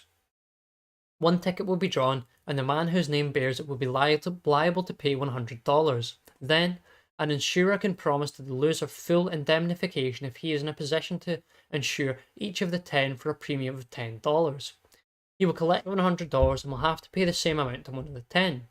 But if he were to insure only one of them at a fixed rate by the calculus, he would embark not upon an insurance business, but upon gambling. He would substitute himself for the insured. He would collect $10 and would get the chance either of keeping it or of losing that $10 and $90 more. If a man promises to pay at the death of another man a definite sum and charges for this promise the amount adequate to the life expectancy as determined by the calculus of probability, he is not an insurer, but a gambler. Insurance, whether conducted according to business principles or according to the principle of mutuality, requires the insurance of a whole class, or what can reasonably be considered as such. Its basic idea is pooling and distribution of risks, not the calculus of probability. The mathematical operations that it requires are the 4 elementary operations of arithmetic. The calculus of probability is mere byplay. This is clearly evidenced by the fact that the elimination of hazardous risk by pooling can also be effective without any recourse to actuarial methods. Everybody practices it in his daily life. Every businessman includes in his normal cost accounting the compensation for the losses which regularly occur in the conduct of affairs. Regularly means in this context, the amount of these losses is known as far as the whole class of the various items are concerned. The fruit dealer may know, for instance, that 1 of every 50 apples will rot in this stock, but he does not know to which individual apple this will happen. He deals with such losses as with any other item in the bill of costs. The definition of the essence of class probability as given above is the only logical satisfactory one. It avoids the crude circulatory implied in all definitions referring to the equiprobability of possible events. In stating that we know nothing about the actual singular events except that they are elements of a class, the behaviour which is fully known, the vicious circle is disposed of. Moreover, it is superfluous to add a further condition called the absence of any regularity in the sequence of the singular events. The characteristic mark of insurance is that it deals with a whole class of events. As we pretend to know everything about the behaviour of the whole class, there seems to be no specific risk involved in the conduct of the business. Neither is there any specific risk in the business of the keeper of a gambling bank or in the enterprise of a lottery. From the point of view of the lottery enterprise, the outcome is predictable provided that all tickets have been sold. If some tickets remain unsold, the enterpriser is in the same position with regard to them as every buyer of a ticket with regard to the tickets he's bought. Number 4. Case probability. Case probability means we know with regard to a particular event some of the factors which determine its outcome, but there are other determining factors of which we know nothing. Case probability has nothing in common with class probability but the incompleteness of our knowledge. In every other regard, the two are entirely different. There are, of course, many instances in which men try to forecast a particular future event on the basis of their knowledge about the behaviour of the class. A doctor may determine the chances for the recovery of his patient if he knows that 70% of those afflicted with the same disease recover. If he expresses his judgment correctly, he will not say that the probability of recovery is 0.7, that out of 10 patients, not more than 3 on the average die. All such predictions about external events, i.e. events in the field of natural sciences, are of this character. They are in fact not forecasts about the issues of the case in question, but statements about the frequency of the various possible outcomes. They are based either on statistical information or simply on a rough estimate of the frequency derived from non-statistical experience. So far as such types of probable statements are concerned, we are not faced with case probability. In fact, we do not know anything about the case in question, except that it is an instance of a class, the behaviour of which we know or think we know. A surgeon tells a patient who considers himself submitting to an operation that 30 out of every 100 undergoing such an operation die. If the patient asks whether this number of deaths is already full, he has misunderstood the sense of the doctor's statement. He has fallen prey to the error known as the gambler's fallacy. Like the roulette player who concludes that from a run of 10 red in succession, the probability of the next turn being black is now greater than it was before the run, he confuses case probability with class probability. All medical prognoses, when based only on physiological knowledge, deal with class responsibility. A doctor who hears that a man he does not know has been seized by a definite illness will, on the basis of his general medical expertise, say his chances for recovery are 7 to 3. If the doctor himself treats the patient, he may have a different opinion. The patient is a young, vigorous man. He was in good health before he was taken with the illness. In such cases, the doctor may think that mortality figures are lower. The chances for this patient are not 7 to 3, but 9 to 1. The logical approach remains the same, although it may not be based on a collection of statistical data, but simply on a more or less exact resume of the doctor's own experience with previous cases. What the doctor knows is always only the behaviour of the classes. In our instance, the class is the class of young, vigorous men seized by the illness in question. Case probability is a particular feature of our dealing with problems of human action. Here, any reference to frequency is inappropriate, as our statements always deal with unique events which as such, i.e. with regard to the problem in question, are not members of any class. We can form a class, American presidential elections. This class concept may prove useful or even necessary for various kinds of reasoning, as, for instance, for a treatment of the matter of the viewpoint of constitutional law. But, if we are dealing with the election of 1944, either before the election with its future outcome, or after the election with an analysis of the factors which determined the outcome, we are grappling with an individual, unique and non-repeatable case. The case is characterised by its unique merits. It is a class by itself. All the marks which make it permissible to subsume it under any class are irrelevant for the problem in question. Two football teams, the Blues and the Yellow, will play tomorrow. In the past, the Blues always defeated the Yellows. This knowledge is not knowledge about a class of events. If we were to consider it as such, we would have to conclude that the Blues are always victorious and that Yellows are always defeated. We would not be uncertain with regard to the outcome of the game. We would know for certain that the Blues will win again. The mere fact that we consider our forecast about tomorrow's game as only probable shows that we do not argue in this way. On the other hand, we believe that the fact that the Blues were victorious in the past is not immaterial with regard to the outcome of tomorrow's game. We consider it as a favourable prognosis for the repeated success of Blues. If we were to argue correctly according to the reasoning appropriate to class probability, we would not attach any importance to this fact. If we were not to resist the erroneous conclusion of the gambler's fallacy, we would, on the contrary, argue that tomorrow's game will result in the success of the Yellows. If we risk some money on the chance of one of the team's victory, the lawyers would qualify our action as a bet. They would call it gambling if class probability were involved. Everything that outside the field of class probability is commonly implied in the term probability refers to the peculiar mode of reasoning involved in dealing with historical uniqueness or individuality, the specific understanding of the historical sciences. Understanding is always based on incomplete knowledge. We may know the motives of the acting men, the ends they are aiming at, and the means they plan to apply for the attainment of these ends. We have a definite opinion with regard to the effects to be expected from the operation of these factors, but this knowledge is defective. We cannot exclude beforehand the possibility that we have erred in the appraisal of their influence, or have failed to take into consideration some factors whose inference, or interference I should say, we did not foresee at all, or not in a correct way. Gambling, engineering, and speculating are three different modes of dealing with the future. The gambler knows nothing about the event on which his outcome of his gambling depends. All that he knows is the frequency of a favourable outcome of a series of such events. Knowledge which is useless for his undertaking. He trusts good luck, that is his only plan. Life itself is exposed to many risks. At any moment, it is endangered by disastrous accidents which cannot be controlled, or at least not sufficiently. Every man banks on good luck. He counts upon not being struck by lightning and not being bitten by a viper. There is an element of gambling in human life. Man can remove some of the cremastic consequences of such disasters and accidents by taking out insurance policies. In doing so, he banks upon the opposite chances. On the part of the insured, the insurance is gambling, as premiums are spent in vain if the disaster does not occur. With regard to non-controllable natural events, man is always in the possession of a gambler.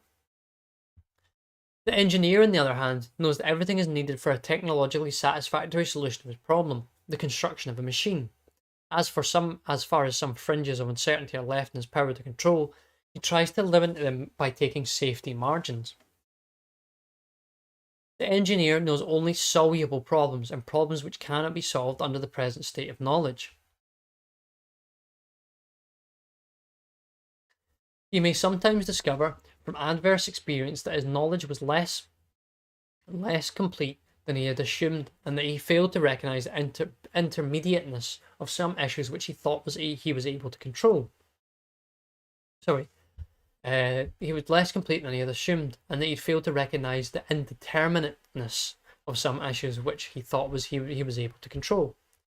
Then he will try to render his knowledge more complete.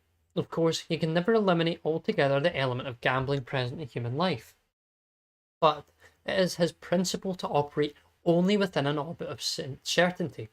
He aims at full control of the elements of his action. It is customary nowadays to speak of social engineering, like planning. This term is a synonym for dictatorship and totalitarian tyranny. The idea is to treat human beings in the same way in which the engineer treats the stuff out of which he builds his bridges, roads, and machines. The social engineer's will is to be substituted for the will of the various people he plans to use for the construction of his utopia. Mankind is to be divided into two classes, the almighty dictator on the other hand, and the underlings who are to be reduced to the status of mere pawns in his plans and cogs in his machinery on the other. If this were feasible, then of course the social engineer would not have to bother about understanding other people's actions. He would be free to deal with them as technology deals with lumber and iron. In the real world, acting man is faced with the fact that there are fellow men acting on their own behalf as he himself acts. The necessity to adjust his actions to other people's actions makes him a speculator for whom success and failure depend on his greater or lesser ability to understand the future. Every investment is a form of speculation. There is the course of human events, no stability, and consequently no safety. Number 5. Numerical evaluation of case probability. Case probability is not open to any kind of numerical evaluation. What is commonly considered as such exhibits when more closely scrutinized on a different character. On the eve of the 1944 presidential election, people could have said, A. I am ready to bet $3 against 1 that Roosevelt will be elected. B. I guess that out of the total amount of electors, 45 million will exercise their franchise, 25 million of whom will vote for Roosevelt. C. I estimate Roosevelt's chances as 9 to 1. D. I am certain that Roosevelt will be elected. Statement D is obviously inexact. If asked under oath on a witness stand whether he is certain about Roosevelt's future victory is about the fact that a block of ice will melt when exposed at a temperature of 150 degrees, our man would have answered no. He would have had to rectify this statement and would have declared, I am personally fully convinced that Roosevelt will carry on. That is my opinion, but of course this is not certainty. Only the way I understand the conditions involved. The case of statement A is similar. This man believed that he risked very little when laying such a wager. The relation 3 to 1 does not assert anything about the chances of the candidates. It is the outcome of the interplay of two factors, the opinion that Roosevelt will be elected and that man's propensity for betting. Statement B is an evaluation of the outcome of the impending events. Its figures refer not to a greater or smaller degree of probability, but to the expected result of the voting. Such a statement may be based on a systematic investigation, like the Gallup poll, or simply on estimates. It is different with statement C. This is a proposition about the expected outcome couched in arithmetical terms. It certainly does not mean that out of 10 cases of the same type, 9 are favourable for Roosevelt and 1 unfavourable. It cannot have any reference to class probability, but what else can it mean? It is a metaphorical expression. Most of the metaphors used in daily speech imaginatively identify an abstract object with another object that can be apprehended directly by the senses. Yet this is not a necessary feature of metaphorical language, but merely a consequence of the fact that the concrete is a rule far more familiar to us than the abstract. As metaphors aim at an explanation of something which is less well known by comparing it with something better known, they consist for the most part in identifying something abstract with a better known concrete. The specific mark of our case is that it is an attempt to elucidate a complicated state of affairs by resorting to an analogy borrowed from a branch of higher mathematics, the calculus of probability. As it happens, this mathematical discipline is more popular than the analysis of epistemological nature of understanding. There is no use in applying the yardstick of logic to a critique of metaphorical language. Analogies and metaphors are always defective and logically unsatisfactory. It is usual to search for the underlying terratum comparationis, more Latin that I can't pronounce. But even this is not permissible with regard to the metaphor we are dealing with, for the comparison is based on a conception which is in itself faulty in the very frame of the calculus of probability, namely the gambler's fallacy. In asserting that Roosevelt's chances are 9 to 1, the idea is that Roosevelt is in regard to the impending election in the possession of a man who owns 90% of all the tickets of a lottery in regard to the first prize. It is implied that this ratio 9 to 1 tells us something substantial about the outcome of the unique case in which we are interested. There is no need to repeat that this is a mistaken idea. No less impermissible is the recourse to the calculus of probability in dealing with hypotheses in the field of natural sciences. Hypotheses are tentative explanations consciously based on logically insufficient arguments. With regard to them, all that can be asserted is the hypothesis does or does not contradict either logical principles or the facts as experimentally established and considered as true. In the first case, it is untenable. In the second case, it is under the present state of our experimental knowledge, not untenable. The intensity of personal conviction is purely subjective. Neither frequency probability nor historical understanding enters into the matter. The term hypothesis applied to definite modes of understanding historical events is a misnomer. If a historian asserts that in the fall of the Romanov dynasty, the fact that this was of German background played a relevant role, he does not advance a hypothesis. In facts on which his understanding is founded are beyond question. There was a widespread animosity against Germans in Russia, and the ruling line of the Romanovs, having for 200 years intermarried exclusively with the scions of families of German descent, was viewed by many Russians as a Germanized family, even by those who assumed that Tsar Paul was not the son of Peter III. But the question remains what the relevance of these facts was in the chain of events which brought about the dethronement of this dynasty. Such problems are not open to any elucidation, other than that they are provided by understanding. I will start number 6 once I've quickly been to the loo, so I will leave you with another choice placeholder intermission image, and I'll be back in a moment.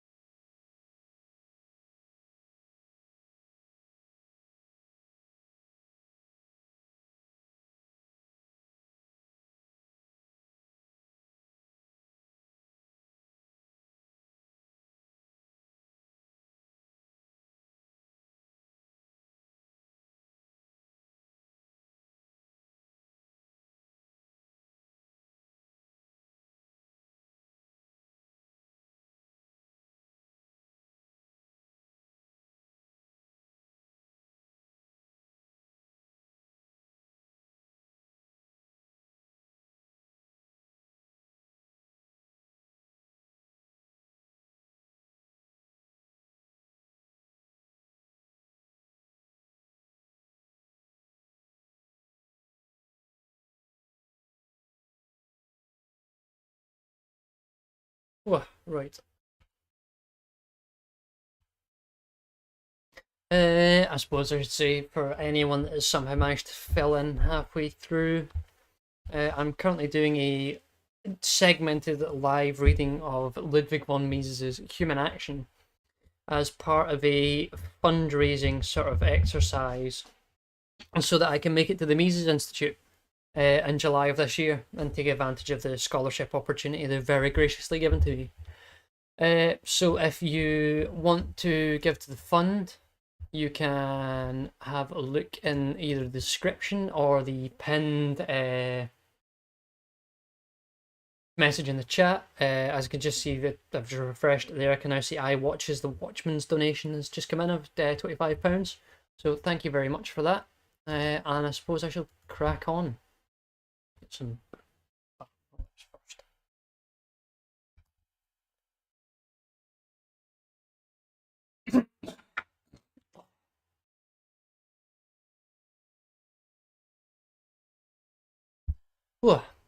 Right, number 6. Betting, gambling, and playing games. A bet is the engagement to risk money or other things against another man on the result of an event, about the outcome of which we know only so much as can be known on the ground of understanding.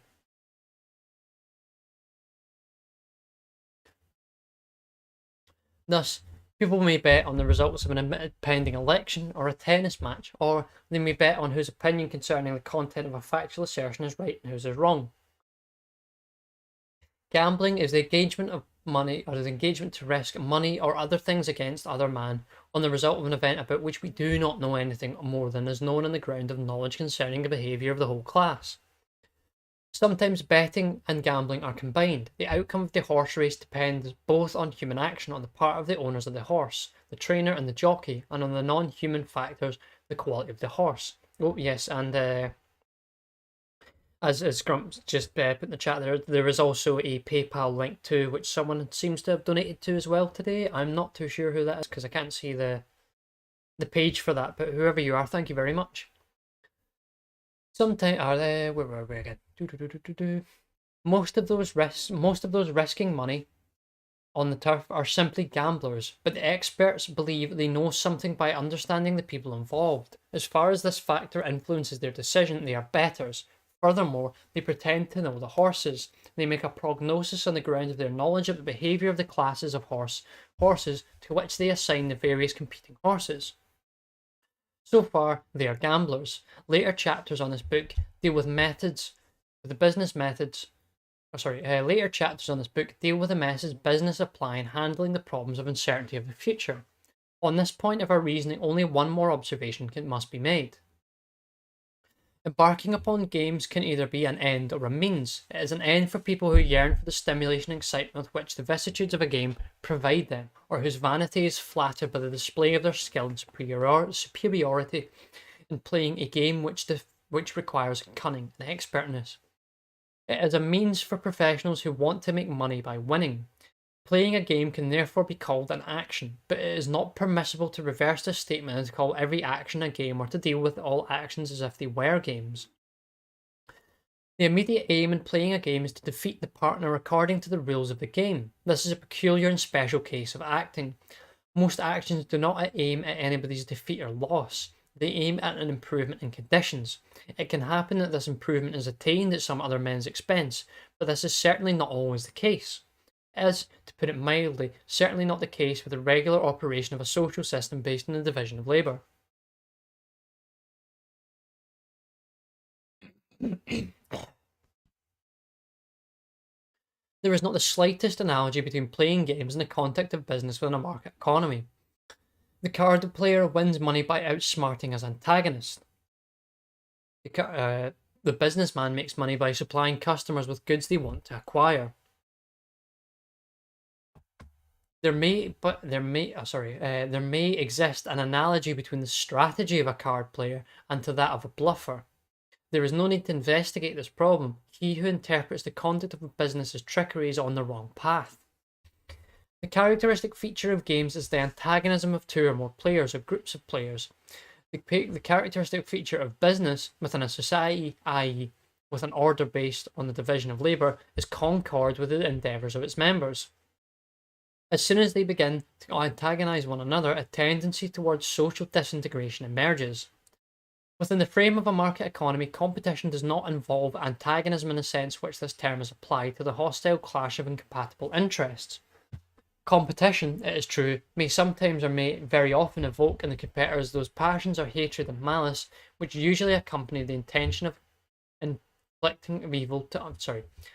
Competition, it is true, may sometimes or even very often evoke in the competitors those passions of hatred and malice which usually accompany the intention of inflicting evil on other people.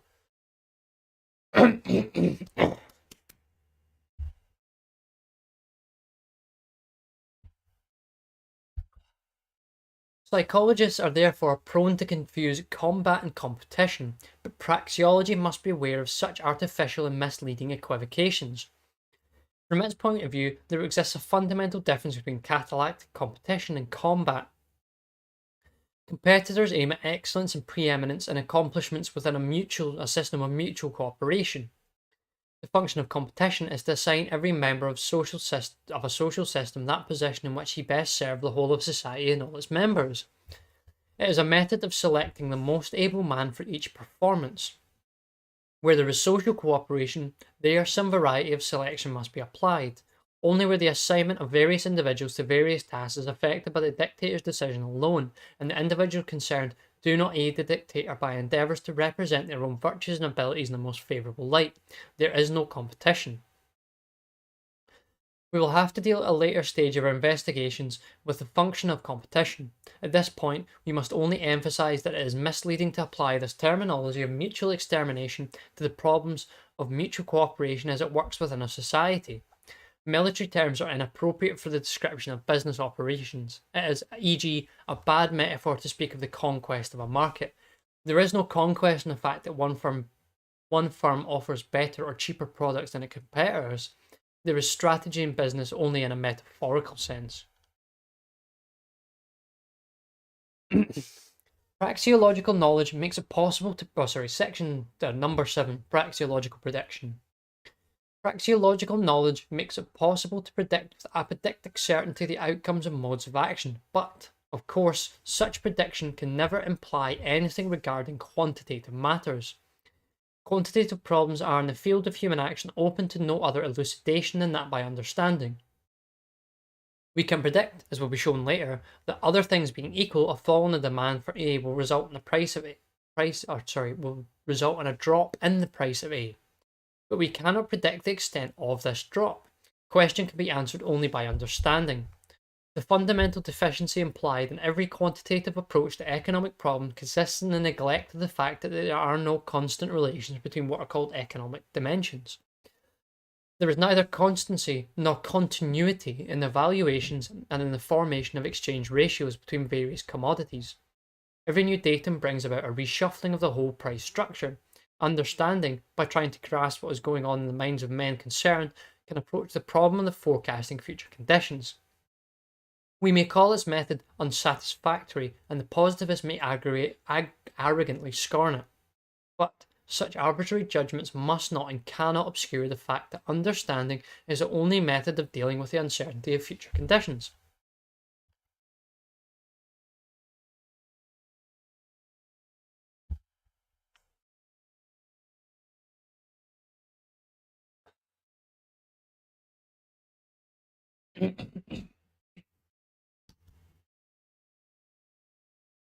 Well, Section 7.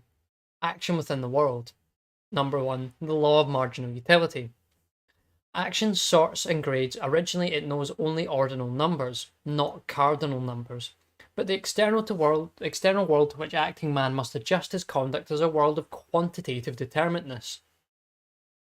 In this world, there exist quantitative relations between cause and effect. If it were otherwise, if definite things could render unlimited services, such things would never be scarce and could not be dealt with as means. Acting man values things as means for the removal of his uneasiness. From the point of view of the natural sciences, the various events which result in satisfying human needs appear as very different. Acting man sees in these events only a more or less of the same kind. In valuing very different states of satisfaction and the means for their attainment, Man arranges all things in one scale and sees them in only their relevance for an increase in his own satisfaction. The satisfaction derived from food and that derived from the enjoyment of a work of art are, in acting man's judgment, a more urgent or a less urgent need. Valuation and action place them in one scale of what is more intensively desired and what is less. For acting man, there exists primarily nothing but various degrees of relevance and urgency regarded to his own well-being. Quantity and quality are categories of the external world. Only indirectly do they acquire importance and meaning for action, because everything can only produce a limited effect. Some things are considered scarce and treated as means, because the effects which things are able to produce are different. Acting man distinguishes between various classes of things, because means of the same quantity and quality are apt always to produce the same quantity and effect of the same quality. Action does not differentiate between concrete, definite quantities of homogeneous means, but this does not imply that it attaches the same value to the various portions of a supply of homogeneous means. Each portion is valued separately. To each portion its own rank in the scale of values is assigned, but these orders of rank can be ad libitum interchanged among the various portions of the same magnitude. If acting man has to decide between two or more means of different classes, he grades the individual portions of each of them. He assigns to each portion its special rank. In doing so, he need not assign to the various portions of the same means orders of rank which immediately succeed one another. The assignment of orders of rank through the valuation is done only in acting and through acting. How great the portions are to which a single order of rank is assigned depends on the individual and unique conditions under which man acts in every case. Action does not deal with physical or metaphysical units which it values in an abstract academic way. It is always faced with alternatives between which it chooses. Choice must always be made between definite quantities of means. It is permissible to call the smallest quantity which can be the object of such a decision a unit. But one must guard oneself against the error of assuming that the valuation of the sum of the such units is derived from the valuation of the units, or that it represents the sum of the valuations attached to these units. A man owns 5 units of a commodity A and 3 units of commodity B. He attaches to the units of A the rank orders 1, 2, 4, 7, and 8, and to the units of B the rank orders 3, 5, and 6. This means if he must choose between 2 units of A and 2 units of B, he will prefer to lose 2 units of A rather than 2 units of B. But if he must choose between 3 units of A and 2 units of B, he will prefer to lose 2 units of B rather than 3 units of A.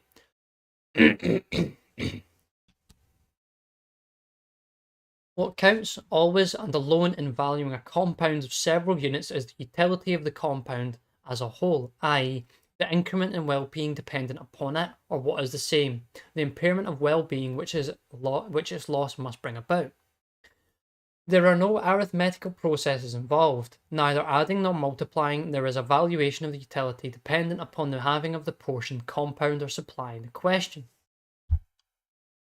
Utility means in this context simply causal relevance for the removal of felt uneasiness. Acting man believes that services a thing can render are apt to improve his own well-being, and calls this the utility of the thing concerned. For praxeology, the term utility is tantamount to importance attached to a thing on account of the belief it can remove uneasiness. The praxeological notion of utility, subjective use value in the terminology of the earlier Austrian economists, must be sharply distinguished from the technological notion of utility, objective use value in the terminology of the same economists. Use value in the objective sense is the relation between a thing and the effect it has the capacity to bring about. It is to the objective use value that people to refer to in employing such terms as the heating value or heating power of coal. Subjective use value is not always based on true objective use value. There are things to which subjective use value is attached because people erroneously believe that they have the power to bring about a desired effect. On the other hand, there are things able to produce a desired effect to which no use value is attached because people are ignorant of this fact. Let us look at the state of economic thought which prevailed on the eve of the elaboration of the modern theory of value by Carl Menger, William Stanley Jevons, and Leon Walras. Whoever wants to construct an elementary theory of value and prices must first think of utility. Nothing indeed is more plausible to assume that things are valued according to their utility. But then a difficulty appears which presented to the older economists a problem they failed to solve. They observed that things whose utility is greater are valued less than other things of smaller utility. Iron is less appreciated than gold. This fact seems to be incompatible with the theory of value and prices based on the concepts of utility and use value. The economists believed that they had to abandon such a theory and try to explain the phenomena of value and market exchange by other theories. Only late did the economists discover that the apparent paradox was the outcome of a vicious formulation of the problem involved. The valuations and choices that result in the exchange ratios of the market did not decide between gold and iron.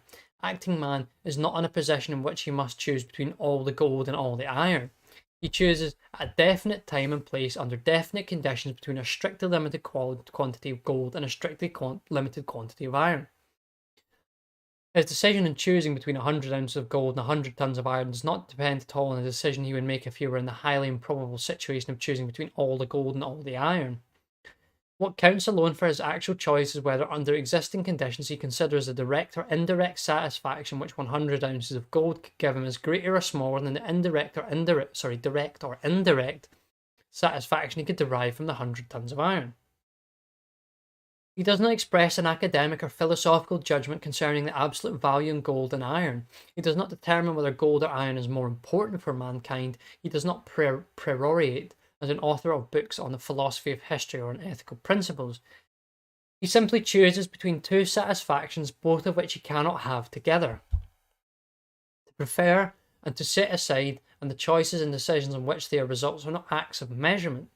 Action does not measure utility or value. It chooses between alternatives. There is no abstract problem of total utility or total value. There is no ratiocinative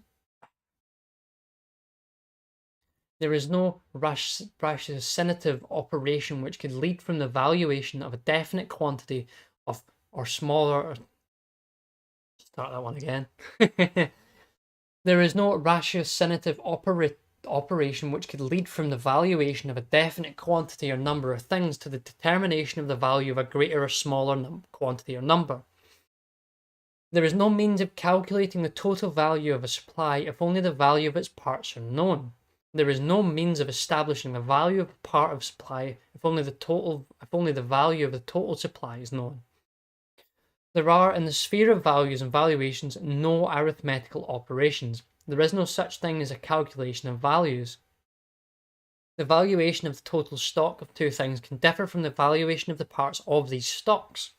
An isolated man owning 7 cows and 7 horses may value one horse higher than one cow, and may, when faced with the alternative, prefer to give up one cow rather than one horse.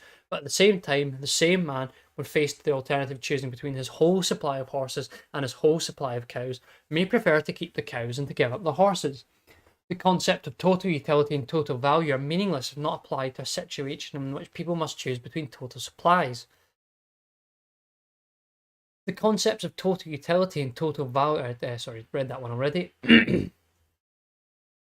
The question whether gold as such and iron as such is more useful and valuable is reasonably only with regard to a situation in which mankind, or an isolated part of mankind, must choose between all the gold and all the iron available.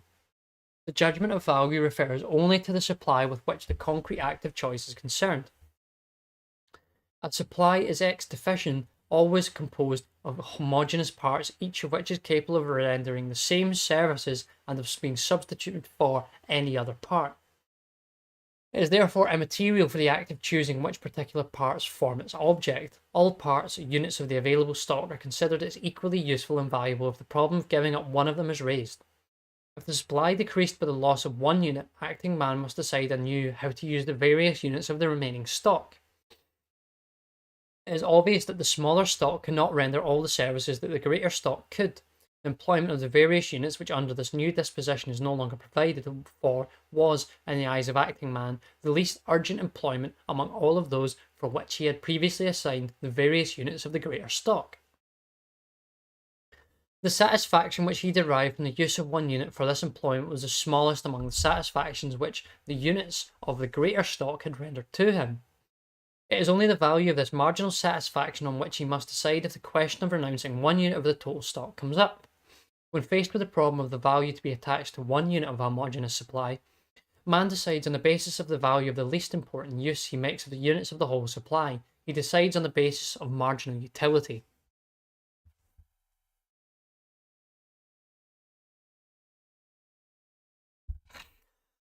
If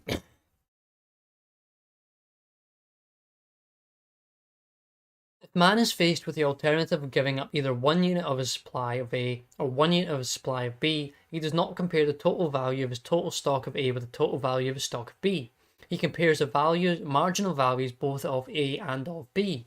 Although he may value the total supply of A higher than the total supply of B, the marginal value of B may be higher than the marginal value of A. This same reasoning holds good for the question of increasing the valuable supply of any commodity by the acquisition of an additional definite number of units. For the description of these facts, economics does not need to employ the terminology of psychology, neither does it need to resort to psychological reasoning and arguments for proving them. If we say that acts of choice do not depend on the value attached to a whole class of wants, but on that attached to the concrete wants in question, irrespective of the class in which they may be reckoned, we do not add anything to our knowledge, and do not trace it back to some better known or more general knowledge. This mode of speaking in terms of classes of wants becomes intelligible only if we remember the role played in the history of economic thought by the alleged paradox of value. Karl Menger and von Bawerk had to make use of the term class of wants in order to refute the objections raised by those who consider bread as more valuable than silk because the class want of nourishment is more important than the class want of luxurious clothing. Today, the concept class of wants is entirely superfluous. It has no meaning for action, and therefore none for the theory of value. It is, moreover, liable to bring about error and confusion. Construction of concepts and classification are mental tools. They acquire meaning and sense only in the context of the theories which utilizes them. It is nonsensical to arrange various wants into classes of wants in order to establish that such a classification is of no avail whatever the theory of value. The law of marginal utility and decreasing marginal value is independent of Gausson's law of the saturation of wants. First law of Gausson. In treating marginal utility, we deal neither with sensuous enjoyment nor with saturation and satiety. Nor with saturation or satiety. I can never say that bloody word. We do not transcend the sphere of praxeological reasoning in establishing the following definition. We call the employment of a unit of a homogeneous supply which makes a man if his supply is n units, but would not make if other things being equal, his supply were only n minus 1 units, the least urgent employment of them or the marginal employment, and the utility derived from it marginal utility. In order to attain this knowledge, we need not any physiological or psychological experience, knowledge, or reasoning. It follows necessarily for our assumptions that people choose, and that in the first case, acting man has n units of a homogeneous supply, and in the second case, n minus 1 units. Under these conditions, no other result is thinkable. Our statement is formal and a prioristic and does not depend on any experience. There are only two alternatives. Either there are or there are not intermediate stages between the felt uneasiness which impels a man to act and the state in which there no longer be any action, be it because the state of perfect satisfaction is reached or because man is incapable of further improvement in conditions. In the second case, there could be only one action. As soon as this action is consummated, a state would be reached in which no further action is possible. This is manifestly incompatible with our assumption that there is action. This case no longer implies the general conditions presupposed in the category of action. Only the first case remains, but then there are various degrees in the asymptomatic approach to the... only the first case remains, but there are various degrees in the asymptotic approach to the state in which there can no longer be any action. Thus, the law of marginal utility is already implied in the category of action. It is nothing else than the reverse of the statement that what satisfies more is preferred to what gives smaller satisfaction. If the supply available increases from n-1 units to n units, the increment can be employed only for the removal of a want, which is less urgent or less painful than the least urgent or least painful among all those whose wants, which could be renewed by means of the supply n-1. The law of marginal utility does not defer to the objective use value, but to the subjective use value. It does not deal with the physical or chemical capacity of the things to bring about a definite effect in general, but with their relevance for the well-being of a man as he himself sees it under the prevailing momentary state of affairs. It does not deal primarily with the value of things, but with the value of the services a man expects to get from them. If we were to believe the marginal utility is about things and their objective use value, we would be forced to assume that marginal utility can as well increase as decrease with an increase in the quantity of units available. It can happen that the employment of a certain minimum quantity n units of a good A can provide a satisfaction which is deemed more valuable than the services expected from 1 unit of a good B. But if the supply of A available is smaller than n, A can only be employed for another service which is considered less valuable than that of B. Then an increase in the quantity of A from n-1 units to n units results in an increase of the value attached to 1 unit of A.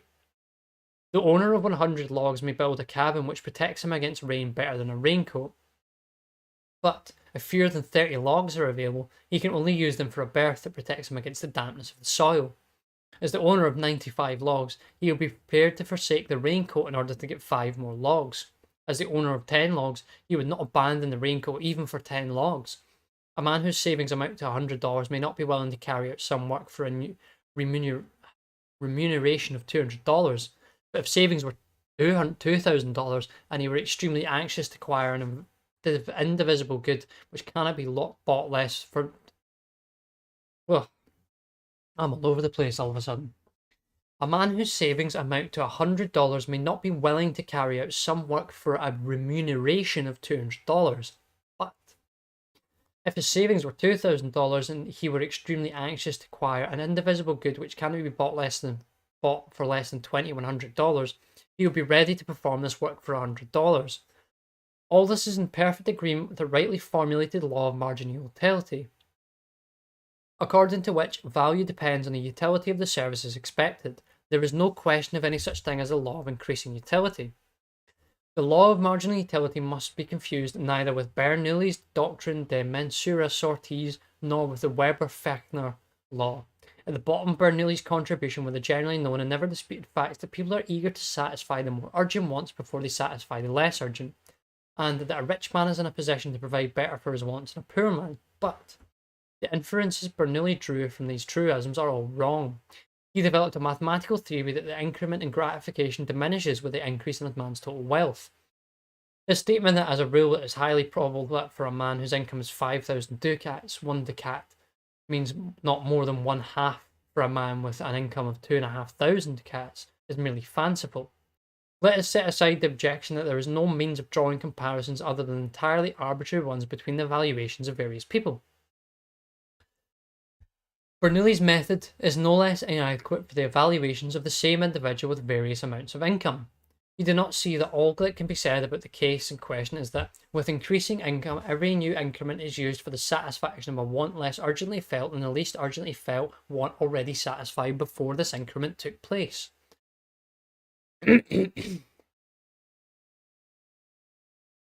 You do not see in valuing, choosing, and acting that there is no measurement and no establishment of equivalence, but grading, i.e., preferring and putting aside.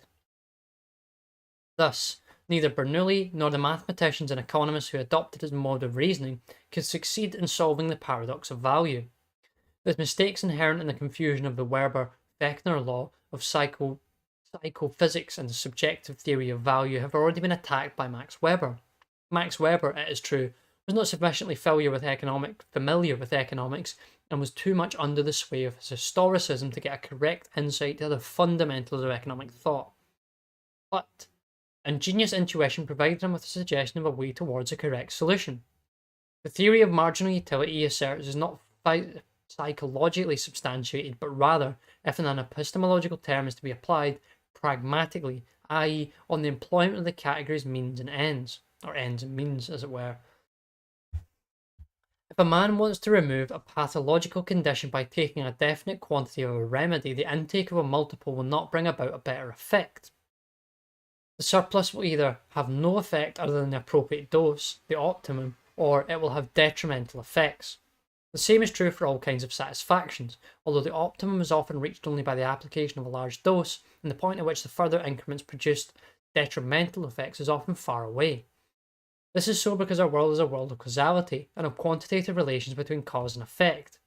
He who wants to remove the uneasiest by living in a room with a temperature of 35 degrees will aim at heating the room to a temperature of 65 or 70. It has nothing to do with the Weber-Fechner law that he does not aim at a temperature of 180 or 300 degrees. Neither has it anything to do with psychology. All that psychology can do for the explanation of this fact is to establish as an ultimate given that man as a rule prefers the preservation of life and health to death and sickness. What counts for praxeology is only the fact that acting man chooses between alternatives, that man is placed at crossroads, that he must and does choose is apart from other conditions due to the fact that he lives in a quantitative world and not a world without quantity, which is even unimaginable for the human mind.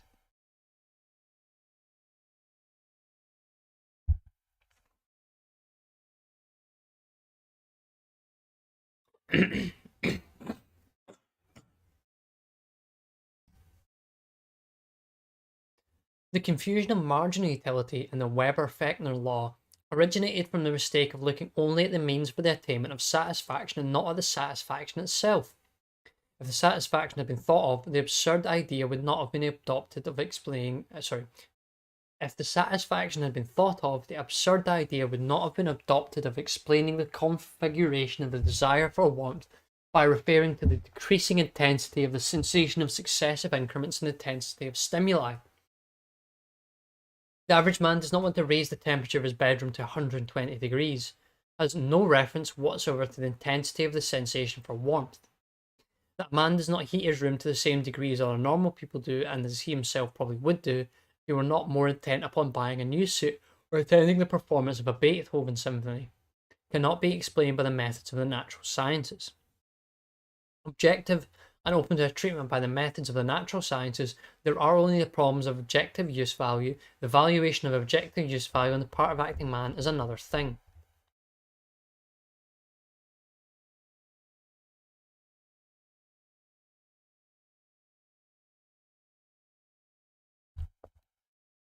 Number 2, law of returns, or the law of returns, as it were. Quantitative definitiveness, can I speak anymore? Quantitative definiteness in the effects brought about by an economic good means with regard to the goods of the first order consumer goods. A quantity A of cause brings about either in a definite period of time or at all a quantity A of effect. With regard to quantity alpha of effect, I think they're actually going for there. With regard to the goods of the higher order producer goods, it means a quantity B of cause brings about a quantity beta of effect. Provided the complete complementary cause C contributes to quantity of gamma of effect, only the concerted effort effects beta and gamma bring about the quantity of I can't remember what that bloody symbol's called. I'm just going to say P of the good of the first order D. There are in this case three quantities: B and C of the two complementary goods, and B and C of the complementary goods B and C, and P of the product D. With B remaining unchanged, we call that value of C which results in the highest value of P over C the optimum. If several values of C result in the highest value of P over C, we call that the optimum result which results in the highest value of P. If the two complementary goods are employed in the optimal ratio, they both render the highest output. Their power to the producer, their objective use value, is fully utilized. No fraction of them is wasted. If we deviate from this optimal combination by increasing the quantity of C without changing the quantity of B, the return will, as a result, or as a rule, increase further, but not in proportion to the increase in the quantity of C. If at all, it is possible to increase the return from P to P1 by increasing the quantity of one of the complementary factors, namely by substituting Cx for Cx being greater than 1, we have at any rate P1 being greater than P, and P1C being less than PCX. Or, if it were possible to compensate any decrease in B by a corresponding increase in C in such a way that P remains unchanged, the physical power of production proper to B would be unlimited, and B would not be considered as scarce and as an economic good. It would be of no importance for acting man whether the supply of B available were greater or smaller. Even an infinitesimal quantity of B would be sufficient for the production of any quantity of D, provided the supply of C is large enough. On the other hand, an increase in the quantity of B available does not increase the output of D if the supply of C does not increase. The total return of the process would be imputed to C, B not being an economic good. A thing rendered such unlimited service is, for instance, the knowledge of how to prepare coffee. Provided it is known, renders unlimited services. It does not lose anything from its capacity to produce however often it is used. Its productive power is inexhaustible. It is therefore not an economic good. Acting man is never faced with a situation in which he must choose between the use value of a known formula and any other thing, or any other useful thing. The law of returns asserts that for the combination of economic goods of the higher orders, factors of production, there exists an optimum. If one deviates from this optimum by increasing the input of only one of the factors, the physical output either does not increase at all, or at least not in the ratio of the increased input.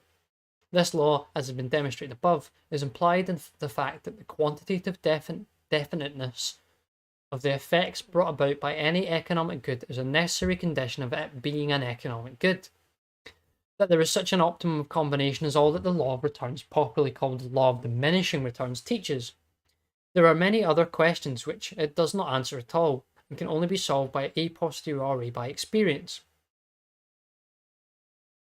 If the effect brought about by one of the complementary factors is indivisible, the optimum is only the combination which results in the outcome aimed at.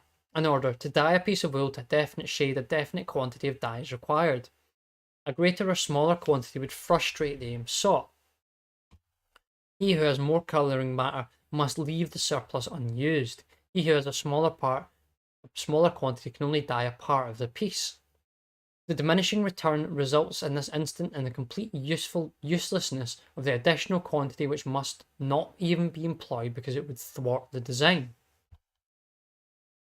In other instances, a certain minimum is required for the production of the human effect, but this minimum effect and the optimal effect is a margin in which increased doses result either in a proportional effect in effect or in a more than proportional increase in effect.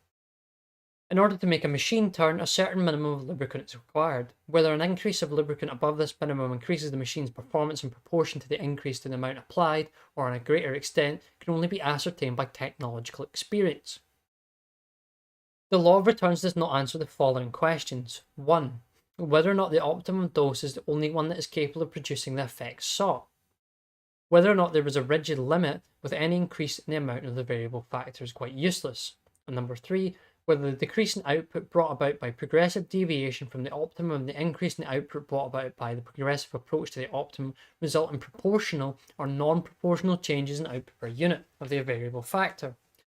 All this must be discerned by experience, but the law of the return itself, i.e. the fact that there must exist an optimum combination, is valid a priori.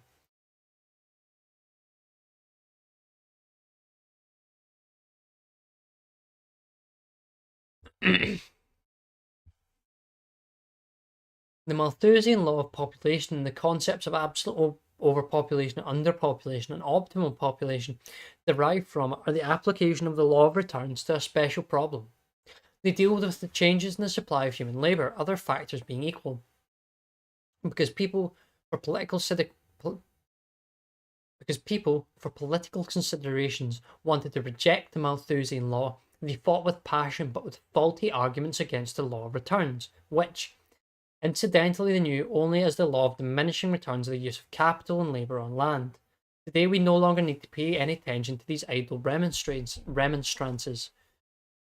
The law of returns is not limited to the use of complementary factors of production on land. The endeavours to refute or to demonstrate its validity by historical and experimental investigation or agricultural production are needless as they are vain. He who wants to reject the law would have to explain why people are ready to pay prices for land. If the law were not valid, a farmer would never consider expanding the size of his farm.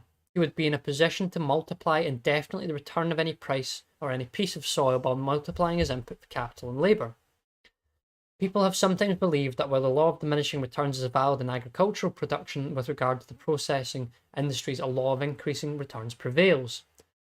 It took a long time before they realised that the law of returns refers to all branches of production equally. It is faulty to contrast agriculture and the processing industries with regard to this law. What is called, in a very inexpedient, even misleading terminology, the law of increasing returns is nothing but a reversal of the law of diminishing returns, an unsatisfactory formulation of the law of returns. If one approaches the optimum combination by increasing the quantity of one factor only, the quantity of other factors remaining unchanged, then the returns per unit of the variable factor increase either in proportion to the increase or even to a greater extent. A machine, when operated by 2 workers, produces P. When operated by 3 workers, produces 3P. When operated by 4 workers, 6P. When operated by 5 workers, 7P. When operated by 6 workers, also not more than 7P. Then, the employment of 4 workers renders the optimum return per head of the worker, namely 6 over 4P. While, under the other combinations, the returns per head are respectively 1 over 2, 7 over 5, and 7 over 6. If, instead of 2 workers, 3 or 4 workers are employed, then returns increase more than in relation to the increase in the number of workers. They do not increase in the proportion 2, 3, 4, but in the proportion 1, 3, 6.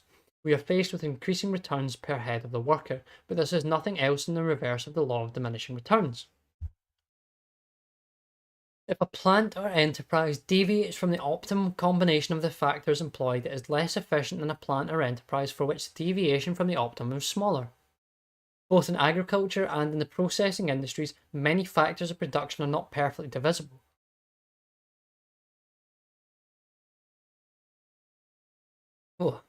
It is, especially in the processing industries, for the most part, easier to attain the optimum combination by expanding the size of plant or enterprise than by restricting it. If the smallest unit of one or several factors is too large to allow for its optimal exploitation in a small or medium-sized plant or enterprise, the only way to attain the optimum is by increasing the outfit's size. These facts bring about the superiority of big-scale production. The full importance of this problem will be shown later in discussing the issues of cost accounting.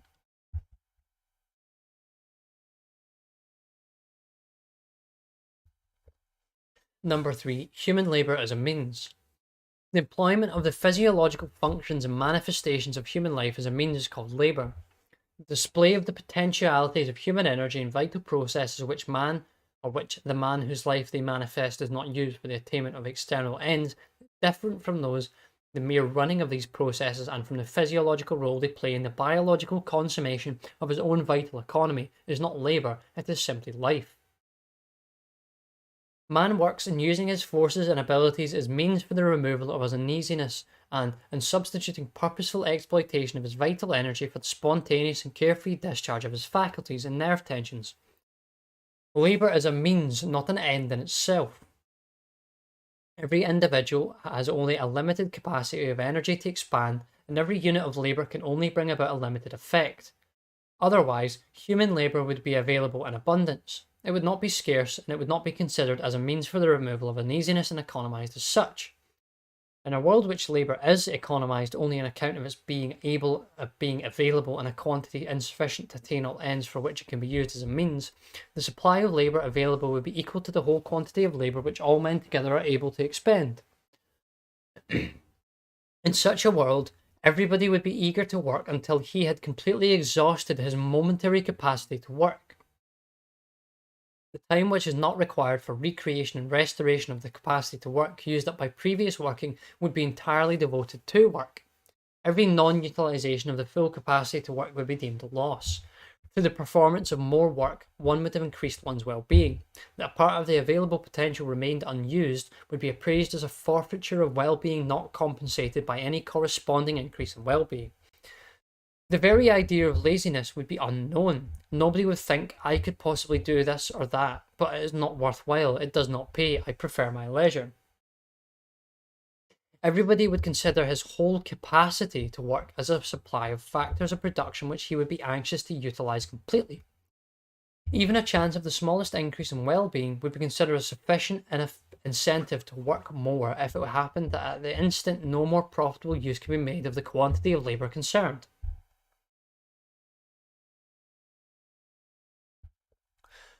In our actual world, things are different. The expenditure of labour is deemed painful. Not to work is considered a state of affairs more satisfactory than working. Leisure is, other things being equal, preferred to travail. People work only when they have the value of return of labour higher than the decrease in satisfaction brought about by the curtailment of leisure. To work involves disutility. To work involves disutility. Psychology and physiology may try to explain this fact. There is no need for praxeology to investigate whether or not they can succeed in such endeavours. For praxeology, it is a datum that men are eager to enjoy leisure and therefore look upon their own capacity to bring about the effects with feelings different from those which they look upon the capacity of material factors of production. Man, in considering an expenditure of material factors of production, man, in considering an expenditure of his own labour, investigates not only whether there is no more desirable end for the employment of the quantity of labour in question, but no less whether it would not be more desirable to abstain from any further expenditure of labour. We can express this fact also in the calling the attainment of leisure an end of purposeful activity, or an economic good of the first order. In employing this somewhat sophisticated terminology, we must view leisure as any other economic good from the aspect of a marginal utility. We must conclude that the first unit of leisure satisfies a desire more urgently than the felt. We must conclude that the first unit of leisure satisfies a desire more urgently felt than the second one a more urgent desire than the third one, and so on. Reversing this proposition, we get the statement that the disutility of labour felt by the worker increases in a greater proportion than the amount of labour expended. However, it is needless for praxeology to study the question of whether or not the disutility of labour increases in proportion to the increase in the quantity of labour performed or to a greater extent. Whether this problem is of any importance for physiology and psychology and whether or not these sciences can elucidate it can be left undecided. At any rate, the worker knocks off work at the point at which he no longer considers the utility of continuing work as a sufficient compensation for the disutility of the additional expenditure of labour. In forming this judgment, he contrasts, if we disregard the decrease in yield brought about by increasing fatigue, each portion of working time with the same quantity of product as the preceding proportions. But the utility of the units of yield decreases with the progress of the labour performed and increasing the total amount of the yield produced. When you get a chance, show us the hopper jihadist meme. See, I'll probably use that as the placeholder intermission image for the next one. But the utility of units yield decreases with the progress of the labour performed and the increase in the total amount of yield produced. The products of the prior units of working time are provided for the satisfaction of more important needs than the products of the work performed later.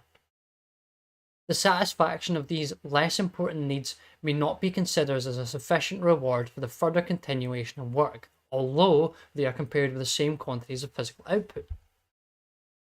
It is therefore irrelevant for the praxeological treatment of matter whether the disutility of labour is proportional to the total expenditure of labour or whether it increases to a greater extent than the time spent in working. At any rate, the propensity to expand the still unused proportions of the total potential for work decreases, other things being equal. With the increase in the proportions already expended, whether this decrease in the readiness to work more proceeds with a rapid or less rapid acceleration is always a question of economic data, not a question of categorical principles. The disutility attached to labour explains why in the course of human history, concomitantly with the progressive increase in the physical product of labour brought about by the technological improvement and a more abundant supply of capital, by and large a tendency toward the shortening the hours of work developed. Among the amenities which civilised man can enjoy in a more abundant way than his less civilised ancestors, there is also the enjoyment of more leisure time. In this sense, one can answer the question often raised by philosophers and philanthropists whether or not economic progress has made men happier. If the productivity of labour were lower than it is in the present capitalist world, man would be forced to either toil more or to forsake many amenities. In establishing this fact, the economists do not assert that the only means to attain happiness is to enjoy more material comfort. or to live in luxury, or to have more leisure. They simply acknowledge the truth that men are in a position to provide themselves better than with what they consider they need.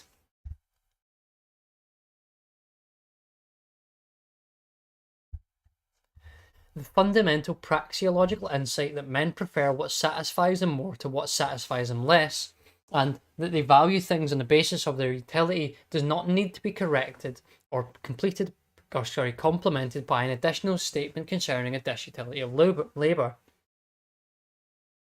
These propositions already imply the statement that labour is preferred to leisure only insofar as the yield of labour is more urgently desired than the enjoyment of leisure.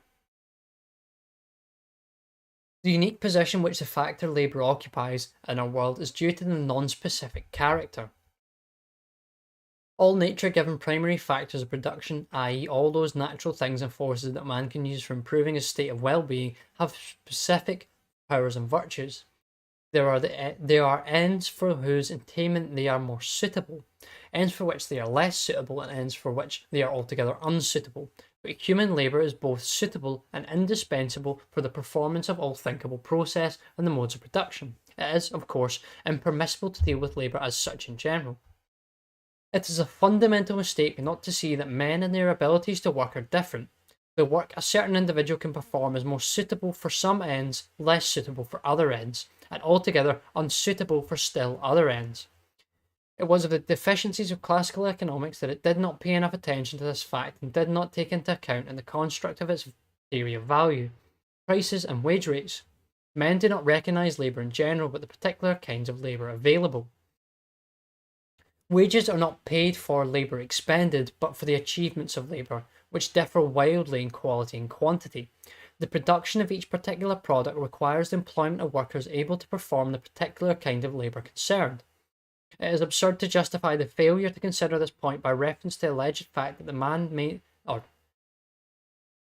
It is absurd to justify the failure to consider this point by reference to the alleged fact that the main demand for and supply of labour concerns unskilled common labour which every healthy man is able to perform, and that skilled labour, the labour of people with particular inborn faculties and special training, is by and large an exception. There is no need to investigate whether conditions were such in a remote past, or whether even for primitive tribesmen the inequality of inborn and acquired capacities for work was the main factor in economizing labour.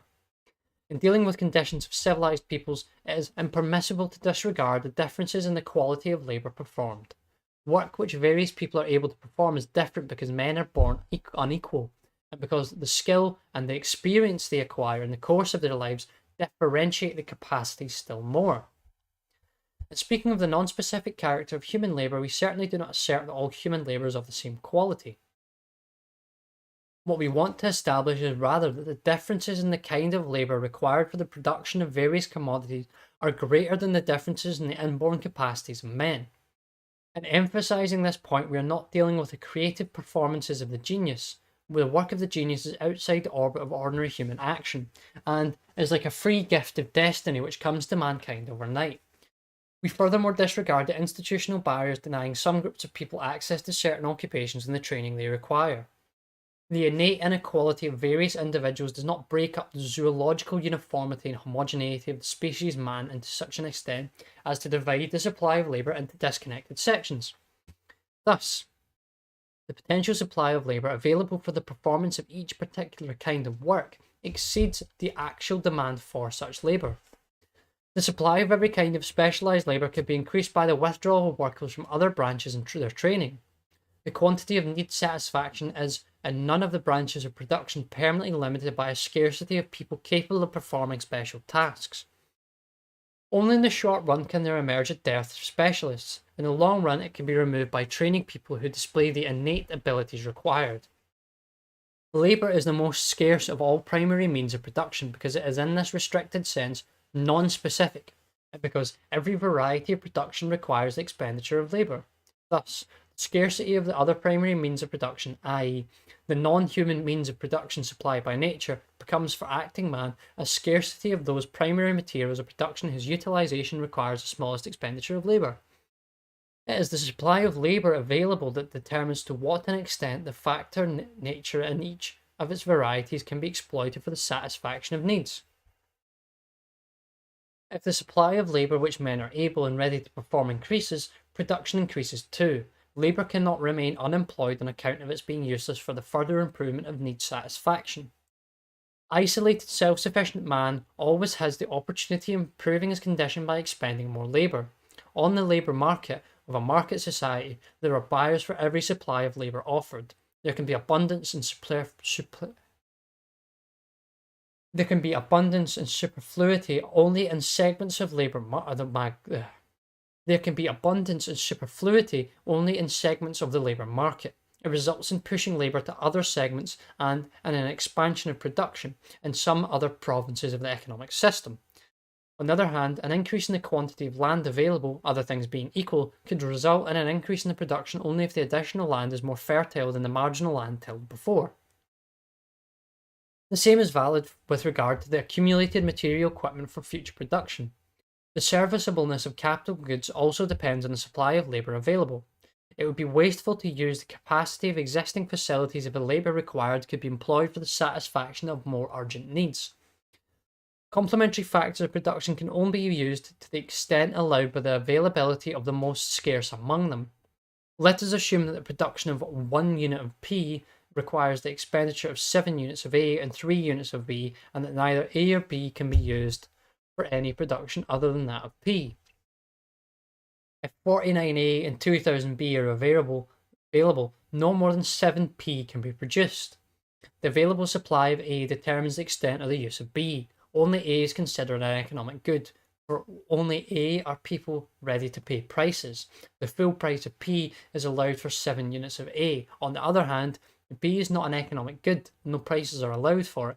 There are quantities of B which remain unused. We may try to imagine the conditions within a world in which all material factors of production are so fully employed that there is no opportunity to employ all men and to employ all men to the extent that they are ready to work. In such a world, labour is abundant, and an increase in the supply of labour cannot add any increment whatever to the total amount of production. If we assume that all men have the same capacity and application for work, and if we disregard the disutility of labour, labour in such a world would not be an economic good. If this world were a socialist commonwealth, an increase in population figures would be deemed an increase in the number of idle consumers. If it were a market society, wage rates paid would not be enough to prevent starvation. Those seeking employment would be ready to go to work for any wages, however low. Even if insufficient for the preservation of their lives, they would be happy to delay for a while's death by starvation. There is no need to dwell upon the paradoxes of this hypothesis and to discuss the problems of such a world. Our world is different. Labour is more scarce than material factors of production. We are not dealing at this point with the problem of optimum population. We are dealing only with the fact that there are material factors of production that satisfy which remain unused because the labour required is needed for the satisfaction of more urgent goods or more urgent needs. In our world, there is no abundance but a shortage of manpower, and there are unused material factors of production, i.e. land, mineral deposits, and even plants and equipment. The statement of affairs could be changed by such an increase in population figures that all material factors required for the production of the foodstuffs indispensable, in the strict meaning of the word, for the preservation of human life are fully exploited. But as long as this is not the case, it cannot be changed by any improvement in technological methods of production. The substitution of more efficient methods of production for less efficient ones does not render labour abundant, provided there are still material factors available for whose utilisation can increase human well-being. On the contrary, it increases output and thereby the quantity of consumer goods. Labour-saving devices reduce want. They do not bring about technological unemployment. Every product is a result of the employment of both labour and material factors. Man economizes both labour and material factors.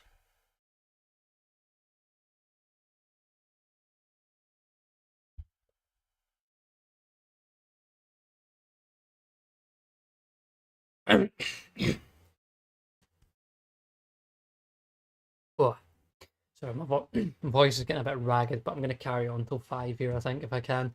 If it doesn't get too sore. People can still make out what I'm saying. Immediately gratifying labour. As a rule, labour gratifies the performer only mediately, namely through the removal of uneasiness with the attainment of the ends brings about. The worker gives up leisure and submits to the disutility of labour in order to enjoy either the product or what the other people are ready to give him for it. The expenditure of labour is for him a means for the attainment of certain ends, a price paid and a cost incurred. But there are instances in which the performance of labour gratifies the worker immediately. He derives immediate satisfaction from the expenditure of labour. The yield is twofold. It consists, on the one hand, the attainment of the product, on the other hand, in the satisfaction that the performance itself gives to the worker. People have misinterpreted this fact grotesquely, and have based on this misinterpretation fantastic plans for social reforms. One of the main dogmas of socialism is that labour has disutility only within the capitalist system of production, while, under socialism, it will be pure delight. We may disregard the effusions of the poor lunatic. We may disregard the effusions of the poor lunatic Charles Fourier. Speak all again. We may disregard the effusions of the poor lunatic Charles Fourier, but Marxian scientific socialism does not differ in this point from the utopians. One of its foremost champions, Karl Kautsky, expressly declares that a chief task of a proletarian regime will be to transform labour from a pain into a pleasure. This fact is often ignored, that those activities which bring about immediate gratification and are thus direct sources of pleasure and enjoyment are essentially different from labour and working. Only a very superficial treatment of the facts concerned can fail to recognise these differences. Idling a canoe, as it is practised on Sundays for amusement on the lakes of public parks, can only from the point of view of hydromechanics be likened to the rowing of boatsmen and galley slaves. When judged as a means for the attainment of ends, it is as different as is the humming of an aria by a rambler from the recital of the same aria by the singer in an opera. The carefree Sunday paddler and the singing rambler derive an immediate gratification from their activities, but no mediate gratification. What they do is therefore not labour, but the employment of their physiological functions for the attainment of ends other than the mere exercise of these functions. It is merely pleasure. It is an end in itself.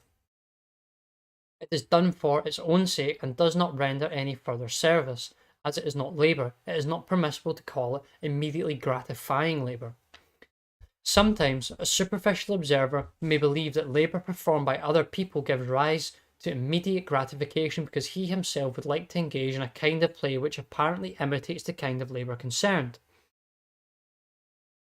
As children play school, soldiers, and railroad, so adults too would like to play this and that. They think the railroad engineer must enjoy operating and steering his engine as much as they would if they were permitted to toy with it. On his hurried way to office, the bookkeeper envies the patrolman who he thinks is paid for leisurely strolling around his beat. But the patrolman envies the bookkeeper who, sitting on an uncomfortable chair in a well-heated room, makes money by some scribbling which cannot be seriously be called labour. Yet the opinion of the people who misinterpret other people's work and consider it a mere pastime need not be taken seriously. Right. Cool. Ignore that.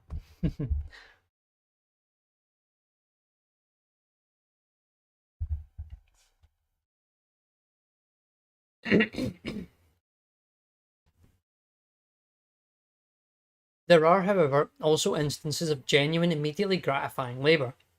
There are some kinds of labour of which, under special conditions, small quantities provide immediate gratification. But these quantities are so insignificant that they do not play any role in the complex of human action in production for the satisfaction of wants. Our world is characterised by the phenomenon of the disutility of labour. People trade disutility bringing labour for the products of labour. Labour is for them a source of immediate gratification. A special kind of labour gives pleasure and not pain, immediate gratification and not disutility of labour. No wages are allowed for its performance. On the contrary, the performer, the worker, must buy the pleasure and pay for it. Hunting game was, and is for many people, a regular dish utility creating labour, but there are people for whom it is pleasure. In Europe, amateur hunters buy from the owner of the hunting ground the right to shoot a definite number of game of a definite type. The purchase of this right is separated from the piece to be paid for the bag.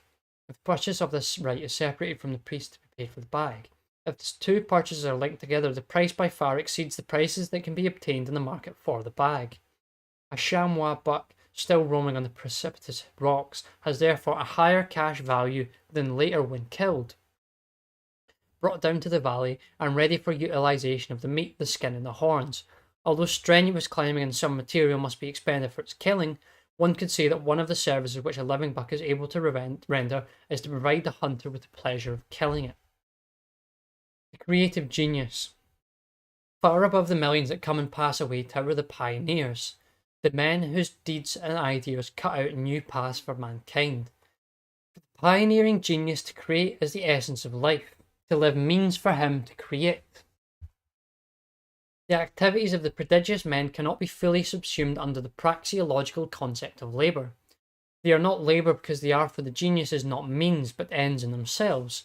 He lives in creating and inventing. For him there is no leisure, only intermissions of temporary sterility and frustration. His incentive is not the desire to bring about a result, but the act of producing it. The accomplishment gratifies him neither immediately nor immediately. It does not gratify him immediately because his fellow men at best are unconcerned about it. Most often even greet it with taunts, sneers, and persecution. Maybe a genius could have used his gift to render his life agreeable and joyful. He does not even consider such a possibility and choose the thorny path without hesitation.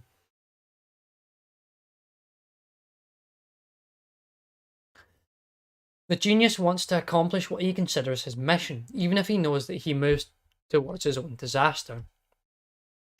Neither does the genius derive immediate gratification from his creative activities. Creating is for him activity, torment, a ceaselessly excruciating struggle against internal and external obstacles. It consumes and crushes him. The Austrian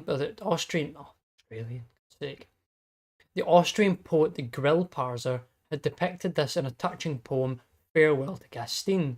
We may assume that in writing it, he thought not only of his own sorrows and tribulations, but also of the greater sufferings of a much greater man of Beethoven, whose fate resembled his own, and whom he understood, through devoted affection and sympathetic appreciation better than any other of his contemporaries. Nietzsche compared himself to the flame that insatiably consumes and destroys itself. Such agonies are phenomena which have nothing in common with the connotations generally attached to the notions of work and labour, production and success, breadwinning and enjoyment of life. The achievements of the creative innovator, his thoughts and theories, his poems, paintings and compositions cannot be classified praxeology as products of labour. They are not the outcome of the employment for which the production of a masterpiece of philosophy, art or literature. Thinkers, poets and artists are sometimes unfit to accomplish any other work. At any rate, the time and toil which they devote to creative activities are not withheld from employment for other purposes.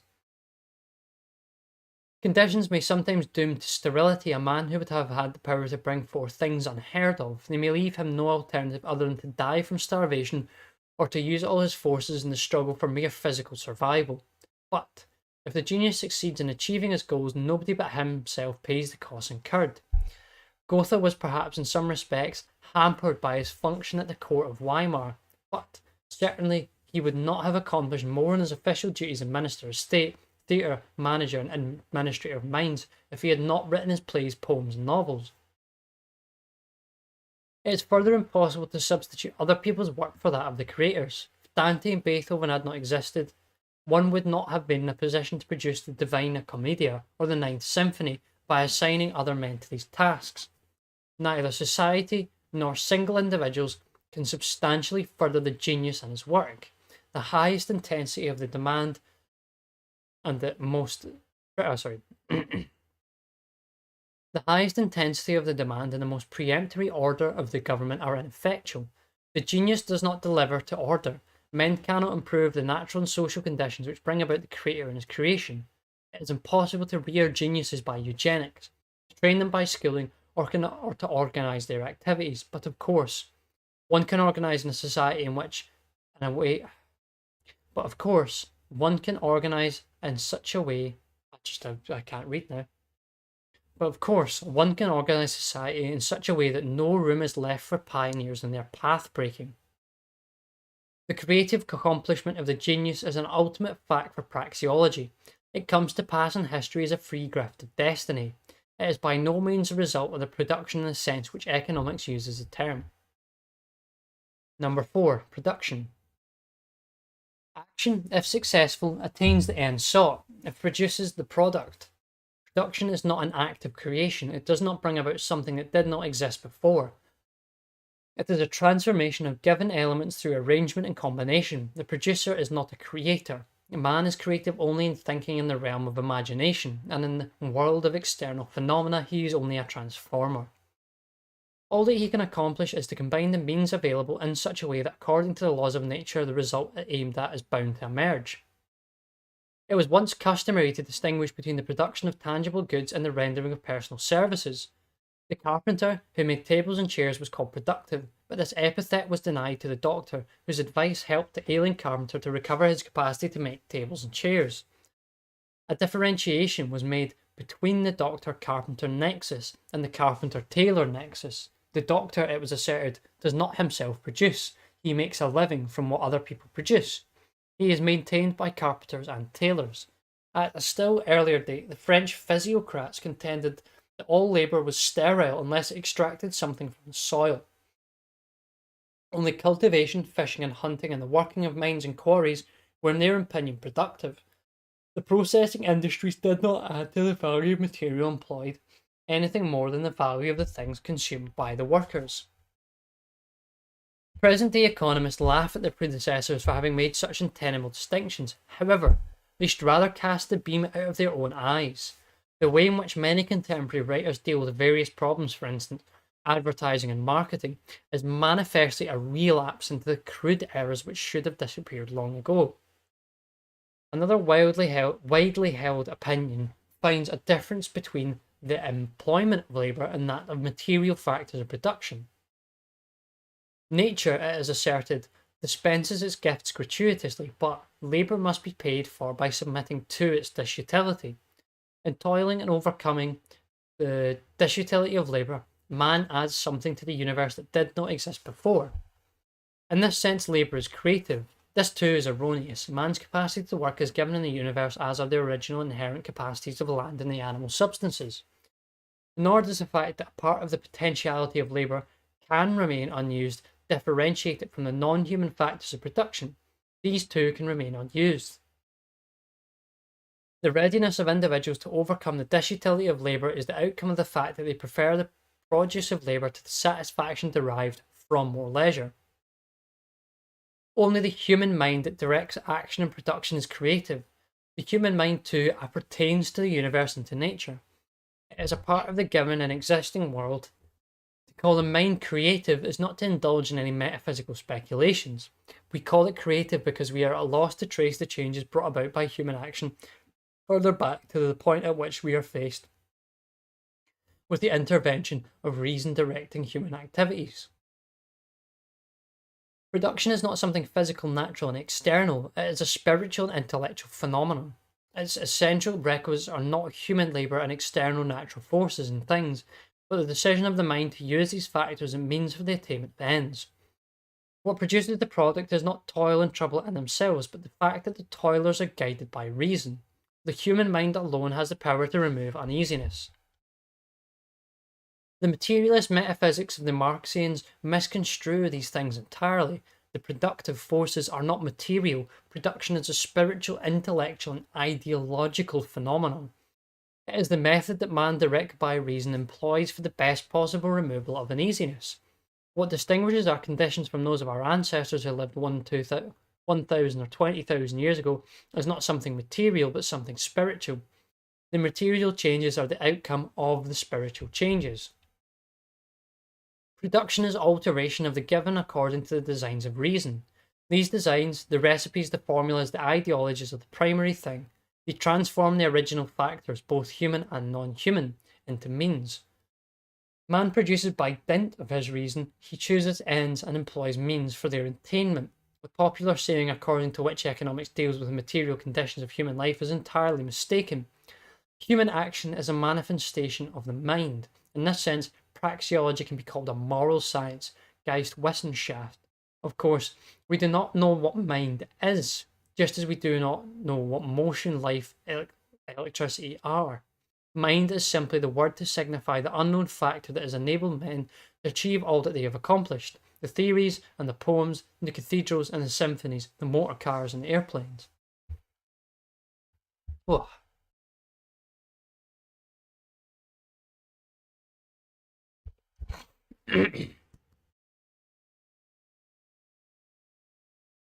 Part 2. Action within the framework of society, human society. Number 1. Human cooperation.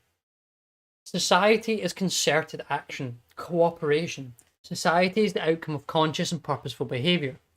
This does not mean that individuals have concluded contracts by virtue of which they have founded human society.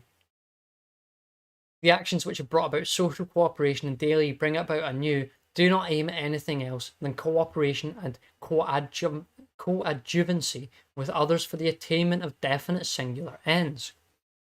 The total complex of the mutual relations created by such concerted actions is called society.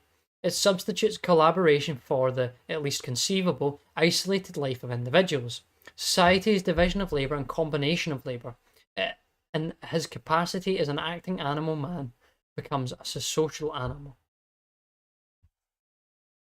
Individual man is born into a socially organised environment. In this sense alone, we may accept that saying that society is logically or historically antecedent to the individual. In every other sense, this dictum is either empty or nonsensical. The individual lives and acts within society, but society is nothing but the combination of individuals for cooperative effort. It exists nowhere else than in the actions of individual men. It is a delusion to search for it outside the actions of individuals. To speak of a society's autonomous and independent existence of its life, its soul, and its actions is a metaphor which can easily lead to crass errors. The questions whether society of the individual is to be considered as the ultimate end and whether the interests of society should be subordinated to those individuals or the interests of the individuals to those of society are fruitless. Action is always action of individual men. The social or societal element is a certain orientation of the actions of individual men. The category end makes sense only when applied to action. Theology and the metaphysics of history may discuss the ends of society and the designs which God wants to realize with regard to society in the same way which they discuss the purpose of all other parts of the created universe. For science, which is inseparable from reason, a tool manifestly unfit for the treatment of such problems, it would be hopeless to embark upon speculations concerning these matters. Within the frame of social cooperation, there can emerge between the members of society feelings of sympathy and friendship and a sense of belonging together. These feelings are the source of man's most delighted and most sublime experiences. They are the most precious adornment of life. They lift the animal species of man to the heights of a really human existence. However, they are not, as some asserted, the agents that have brought about social relationships. They are the fruits of social cooperation. They thrive only within its frame. They did not precede the establishment of social relations and are not the seed from which they spring. The fundamental facts that brought about cooperation, society, and civilization and transformed animal man into a human being, and the facts that work performed under the division of labour is more productive than isolated work, and that man's reason is capable of recognizing this truth. But for these facts, men would not have forever remained deadly foes of one another, irreconcilable rivals in their endeavours to secure a portion of the scarce supply of the means of sustenance provided by nature. Each man would have been forced to view all other men as his enemies. His craving for the satisfaction of his own appetites would have brought him into an implacable conflict with all his neighbours. No sympathy could possibly develop under such a state of affairs. Some sociologists have asserted that the original and elementary subjective fact in society is a consciousness of kind. Others maintain that there would be no social systems if there were no sense of community or of belonging together. One may agree, provided that these somewhat vague and ambiguous terms are correctly interpreted, we may call consciousness of kind, sense of community, or sense of belonging together the acknowledgement or the fact that all other human beings are potential collaborators in the struggle for survival because they are capable of recognizing mutual benefits of cooperation. While the animals lack this faculty, however, we must not forget the primary facts that bring about such consciousness or such a sense are the two mentioned above. In a hypothetical world in which the division of labour would not increase productivity, there would not be any society. There would not be any sentiments of benevolence and goodwill. The principle of the division of labour is one of the greatest basic principles of cosmic becoming and evolutionary change. The biologists were right in borrowing the concept of the division of labour from social philosophy and adapting it to the field of investigation. This is division of labour between the various parts of any living organism. There are, furthermore, organic entities composed of collaborating animal individuals. It is customary to call metaphorically such aggregations of the ants and bees animal societies, but one must never forget that the characteristic feature of human society is purposeful cooperation. Society is an outcome of human action, i.e., of a conscious aiming at the attainment of ends. No such element is present as far as we can ascertain, in the process which we have resulted in the emergence of the structure, function, systems of plants and animal bodies, and the operation of the societies of ants, bees, and hornets.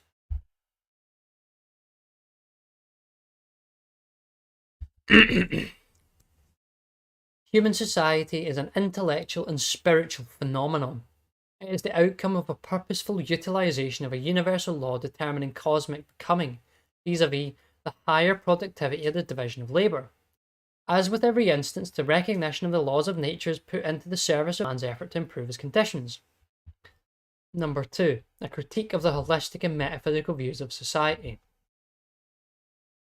According to the doctrines of universalism, conceptual realism, holism, collectivism, and some representatives of Gestalt psychology, society is an entity living in its own life, independent of and separate from the lives of various individuals, acting on its own behalf and aiming at its own ends, which are different from the ends sought by the individuals. Then, of course, an antagonism between the aims of society and those of its members can emerge. In order to safeguard the flowering and further development of society, it becomes necessary to master the selfishness of the individuals and to compel them to sacrifice their egoistic designs to benefit society. At this point, all these holistic doctrines are bound to abandon the secular methods of human science and logical reasoning, and to shift to theological or metaphysical professions of faith. We must assume that Providence, through its prophets, apostles, and charismatic leaders, forces men who are constitutionally wicked, i.e., prone to pursue their own ends, to walk in the ways of righteousness. Walk in the ways of righteousness which the Lord or Weltgeist or history wants them to walk. This is the philosophy which has characterized from time immemorial the creeds of primitive tribes.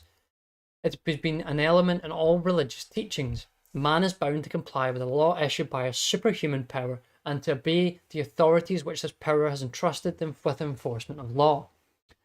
The order created by this law, human society, is consequently the work of the deity and not of man. If the Lord had not interfered and had not given enlightenment to erring mankind, society would not have come into existence. It is true that social cooperation is a blessing for man. It is true that man could work his way out from barbarism and the moral and material distress of his primitive state only within the framework of society. However, if left alone, he would never have seen the road of his own salvation.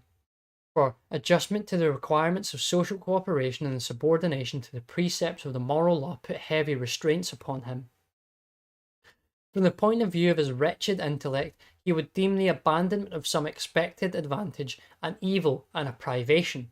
He would fail to recognize the incomparably greater but later advantages which renunciation of present and visible pleasures will procure. But for supernatural revelation, he would never have learned what destiny wants him to do for his own good and that of his offspring. The scientific theory as developed by the social philosophy of the 18th century rationalism and modern economics does not resort to any miraculous interference of superhuman powers. Every step by which an individual substitutes concerted action for isolated action results in an immediate and recognizable improvement in his conditions. The advantages derived from peaceful cooperation and division of labour are universal. They immediately benefit every generation, and not only later descendants. From what the individual must sacrifice for the sake of society, he is amply compensated by greater advantages. His sacrifice is only apparent and temporary. He forgoes a smaller gain in order to reap a greater one later. No reasonable being can fail to see this obvious fact. When social cooperation is intensified by enlarging the field in which there is a division of labour, or when legal protection and the safeguarding of peace are strengthened, the incentive is the desire of all those concerned to improve their own conditions. In striving after his own rightly understood interests, the individual works towards an intensification of social cooperation and peaceful intercourse. Society is a product of human action, i.e., the human urge to remove uneasiness as far as possible. In order to explain its becoming and its evolution, it is not necessary to have recourse to doctrine, certainly offensive to a truly religious mind, according to which the original creation was so defective that reiterated superhuman intervention is needed to prevent its failure.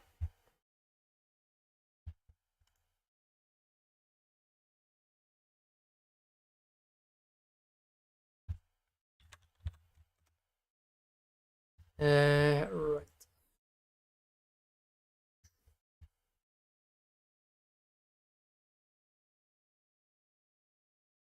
Sorry, briefly distracted by something there. The historical role of the theory of division of labour as elaborated by British political economy from Hume to Ricardo consisted in the complete demolition of all metaphysical doctrines concerning their origin and the operation of social cooperation. It consumed the spiritual, moral, and intellectual emancipation of mankind inaugurated by the philosophy of Epicureanism. It substituted an autonomous rational morality for the heteronomous. It substituted an autonomous rational morality for the heteronomous and institutionist ethics of older days. Law and legality, the moral code, and social institutions are no longer reversed as unfathomable decrees of heaven. They are of human origin, and the only yardstick that must be applied to them is that of expediency with regard to human welfare. The utilitarian economist does not say fiat justitia periat mundus. He says fiat justitia ne periat mundus. He does not ask a man to renounce his well-being for the benefit of society. He advises him to recognize what his rightly understood interests are. In his eyes, God's magnificence does not manifest itself in busy interference with Sunday affairs of princes and politicians, but in endowing his creatures with right reason and the urge towards the pursuit of happiness. The essential problem of all varieties of universalistic, collectivist, and holistic social philosophy is, by what mark do I recognize the true law, the authentic epistle of God's word, and the legitimate authority? For many claim that Providence has sent them, and each of these prophets preaches another gospel. For the faithful believer there cannot be any doubt. He is fully confident that he has espoused the only true doctrine. But it is precisely the firmness of such beliefs that renders the antagonisms irreconcilable. Each party is prepared to make its own tenets prevail, but as logical argumentation cannot decide between various dissenting creeds, there is no means left for the settlement of such disputes other than armed conflict. The rationalist, non-utilitarian, and non-liberal social doctrines must beget wars and civilizations till one of the adversaries is annihilated or subdued. The history of the world's greatest religions is a record of battles and wars, and as the history of the present-day counterfeit religions, socialism, statolatry, and nationalism. Intolerance and propaganda by the executioner or the soldier's sword are inherent in any system of heteronomous ethics. The laws of God or destiny claim a universal validity, and to the authorities which they declare legitimate, all men by rights owe obedience. As long as the prestige of heteronomous codes of morality and of their philosophical corollary, try that one again. As long as the prestige of heteronomous codes of morality and of their philosophical corollary, conceptual realism, was intact, there could not be any question of tolerance or of lasting peace. When fighting ceased, it was only to gather new strength for further battling. The idea of tolerance with regard to other people's dissenting views could take root only when the liberal doctrines had broken the spell of universalism. In the light of the utilitarian philosophy, society and state no longer appear as institutions of the maintenance of a world order that for the considerations... God, I've completely lost it now. In the light of the utilitarian philosophy, society and state no longer appear as considerations hidden to the human... God, where am I? Like the utilitarian philosophy, society and state no longer appear as institutions for the maintenance of a world order that for considerations hidden to the human mind pleases the deity, although it manifestly hurts the secular interest of many, or even the immense majority of those living today. Society and the ends they aim at of their own accord, they are created by human effort, and their maintenance, and most suitable organizations, are a task not essential. Society and state are, on the contrary, the primary means for all people to attain the ends they aim at for their own accord. They are created by human effort, and their maintenance and most suitable organisation are a task not essentially from all other human concerns of action, or concerns of human action. The supporters of a heteronomous morality and of a collectivist doctrine cannot hope to demonstrate by ratiocination the correctness of their specific variety of ethical principles and the superiority and exclusive legitimacy of their particular social ideal. They are forced to ask people to accept credulously their ideological system and to surrender the authority they consider the right one. They are intent upon silencing dissenters or upon beating them into submission. Of course, there will always be individuals and groups of individuals whose intellect is so narrow that they cannot grasp the benefits with which social cooperation brings them.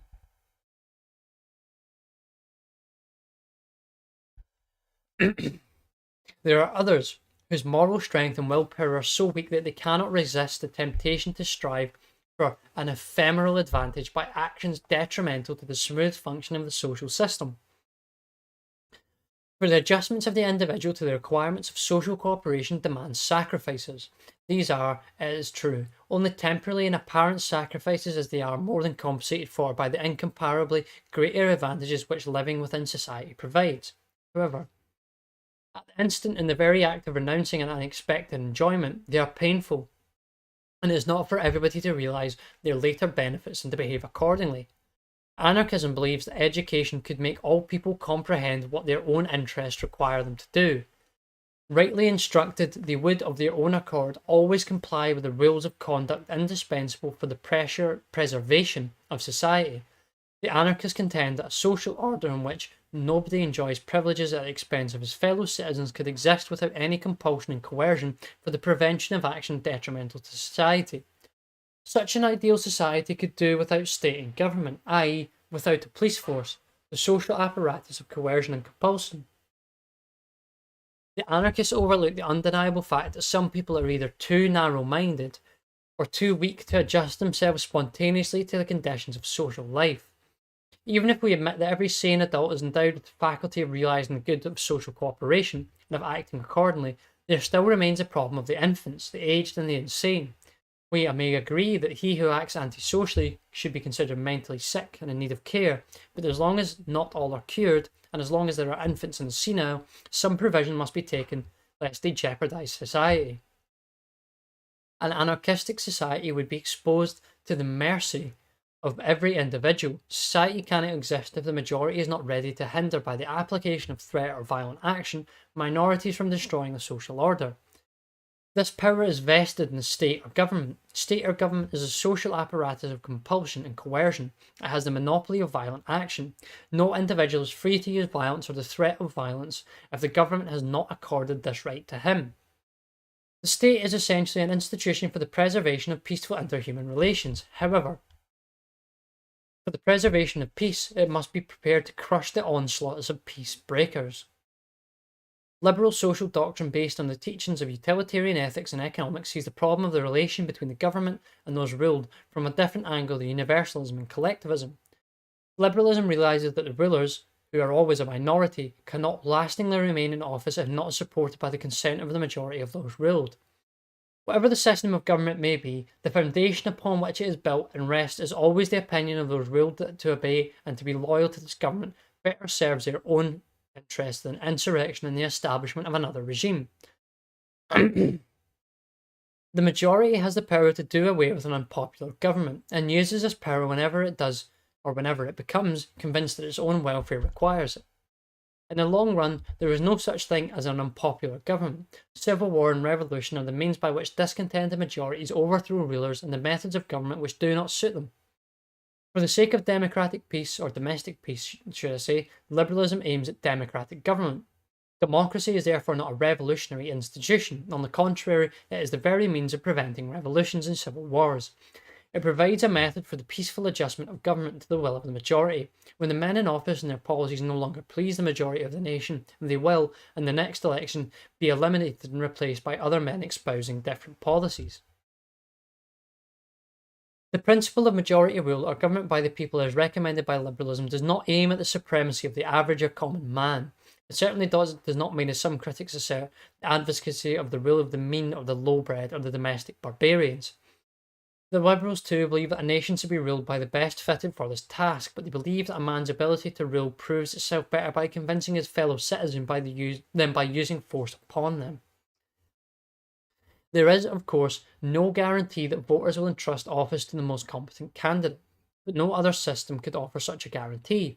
If the majority of the nation is committed to unsound principles and prefers unworthy office seekers, there is no remedy other than to try to change their mind by expounding more reasonable principles and recommending better men. A minority will never win lasting success by other means.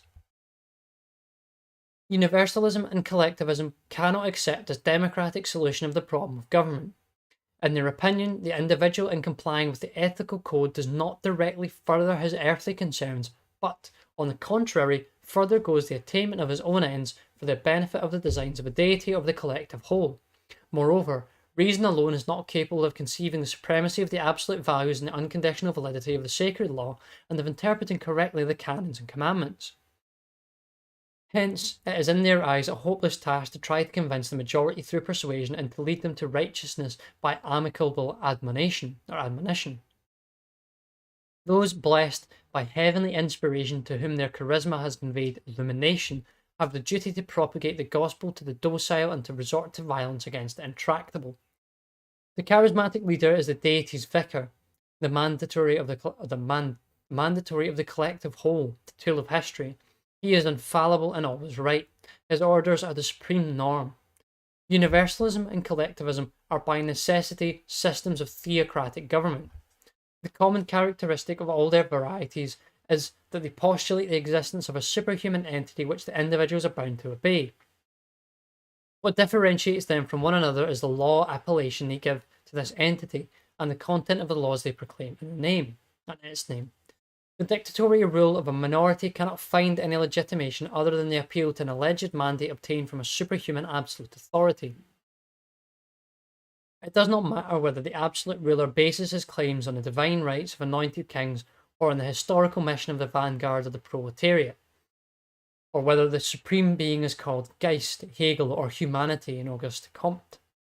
The terms is society and state, as they are, used by the contemporary advocates of socialism, planning, and social control of all activities of individuals signify a deity. And the priests of this new creed ascribe to their idol all those attributes which the theologians ascribe to God: omnipotence, omniscience, infinite goodness, and so on. If one assumes that there exists above and beyond the individual's action an imperishable entity aiming at its own ends, different from those of mortal men, one has already constructed the concept of a superhuman being. Then one cannot evade the question whose ends take precedence whenever an antagonism arises: those of the state or society or those of the individual. The answer to this question is already implied in the very concept of the state or society as conceived by collectivism and universalism. If one postulates the existence of an entity which ex definition is higher, nobler, and better than the individuals, then there cannot be any doubt that the aims of the eminent being most tower above those of the wretched individuals. It is true that some lovers of paradox, for instance, Max Stirner took pleasure in turning the matter upside down, and for all that asserted that It is true that some lovers of paradox, for instance, Max Stirner, took pleasure in turning the matter upside down, and for all that asserted the precedence of the individual. If society or state is an entity endowed with a volition and intention, all other qualities attributed to it by the collectivist doctrine then is simply nonsensical to set the shabby individual's trivial aims against its lofty designs. The quasi-theological character of a collectivist doctrine becomes manifest in their mutual conflicts. A collectivist doctrine does not assert the superiority of a collective whole in abstracto. It always proclaims the eminence of a definite collectivist idol, and either flatly denies the existence of other such idols or relegates them to a subordinate ancillary position with regard to its own idol. The worshippers of the state proclaim the excellence of a definite state, i.e., their own, the nationalists, the excellence of their own nation. If dissenters challenge their particular programme by heralding the superiority of another collectivist idol, they would resort to no objection other than to declare again and again, "We are right because an inner voice tells us we are right and you are wrong." The conflicts of antagonistic collectivist creeds and sects cannot be decided by ratiocination. They must be decided by arms. The alternative to the liberal and democratic principle of majority rule are the militarist principle of armed conflict and dictatorial oppression. All varieties of collectivist creeds are united in their implacable hostility to the fundamental political institutions of the liberal system. Majority rule, tolerance of dissenting views, freedom of thought, speech in the press, equality of all men under the law. This collaboration of collectivist creeds and their attempts to destroy freedom has brought about the mistaken belief that the issue in present-day political antagonism is individualism versus collectivism. In fact, it is a struggle between individualism on the one hand and a multitude of collectivist sects on the other hand, whose mutual hatred and hostility is no less ferocious than their abomination of the liberal system. It is not a uniform Marxian sect that attacks capitalism, but a host of Marxian groups. These groups, for instance, Stalinists, Trotskyists, Mensheviks, supporters of the Second International, and so on, fight one another with the utmost brutality and inhumanity. And there are again other non-Marxian sects which apply the same atrocious methods in their mutual struggles. A substitution of collectivism for liberalism would result in endless bloody fighting. The customary terminology misrepresents these things entirely. The philosophy commonly called individualism is a philosophy of social cooperation and the progressive intensification of the social nexus. On the other hand, the application of the basic ideas of collectivism cannot result in anything but social disintegration and the perpetuation of armed conflict. It is true that every variety of collectivism promises eternal peace, starting with the day of its own decisive victory and the final overthrow and extermination of all other ideologies and their supporters. However, the realization of other ideologies and their supporters, the realization of these plans is conditioned upon a radical transformation in mankind. Men must be divided into two classes: the omnipotent godlike dictator on the one hand, and the masses which must surrender volition and reasoning in order to become mere chessmen in the plans of the dictator.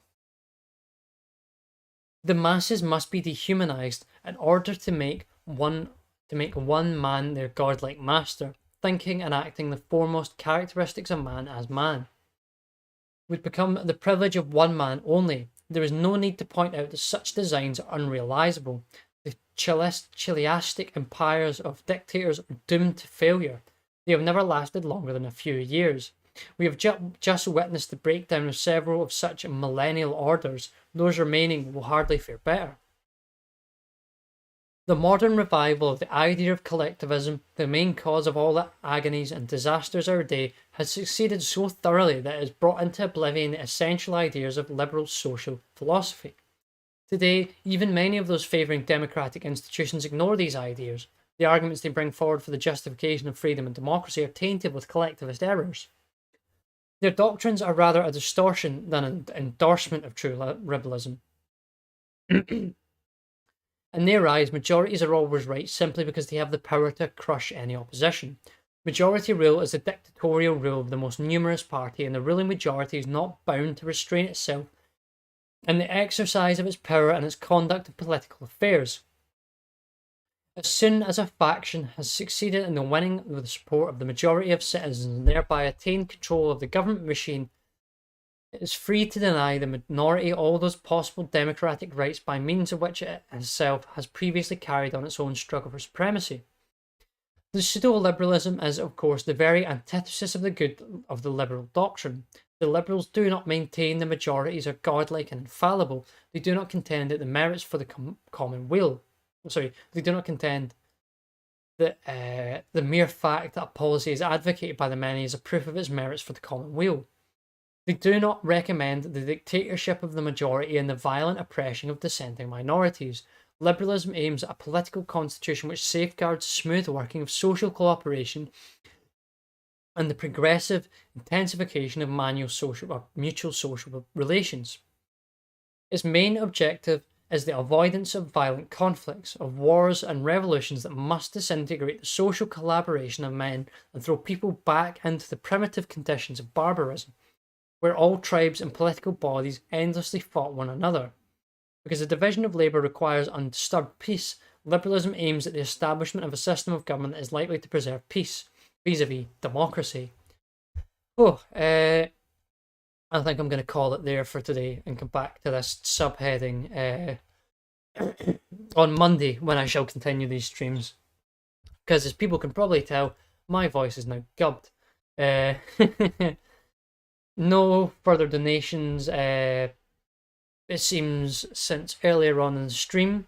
So I will just say to anyone that showed up late, if you want to support myself in going to the Mises University course in Auburn, Alabama this July, you can find the link to this GoFundMe in both the chat and also in the description for this stream. It will probably also appear in the pinned comments. I suppose I should leave it there because my voice is done. And I will see you all later on this evening briefly for a short sort of roundup stream. And then I will continue these again Monday next week. I'm not sure how many days I'm going to try and do next week. I will try 3, maybe 4. I'm not really sure. Judging by the way I'm getting through it just now, it's probably going to be at least 10 streams in total. Maybe possibly slightly more, slightly less. I don't know. We'll see how we get, or how far it goes. But until next time, goodbye all, and I'll see you later.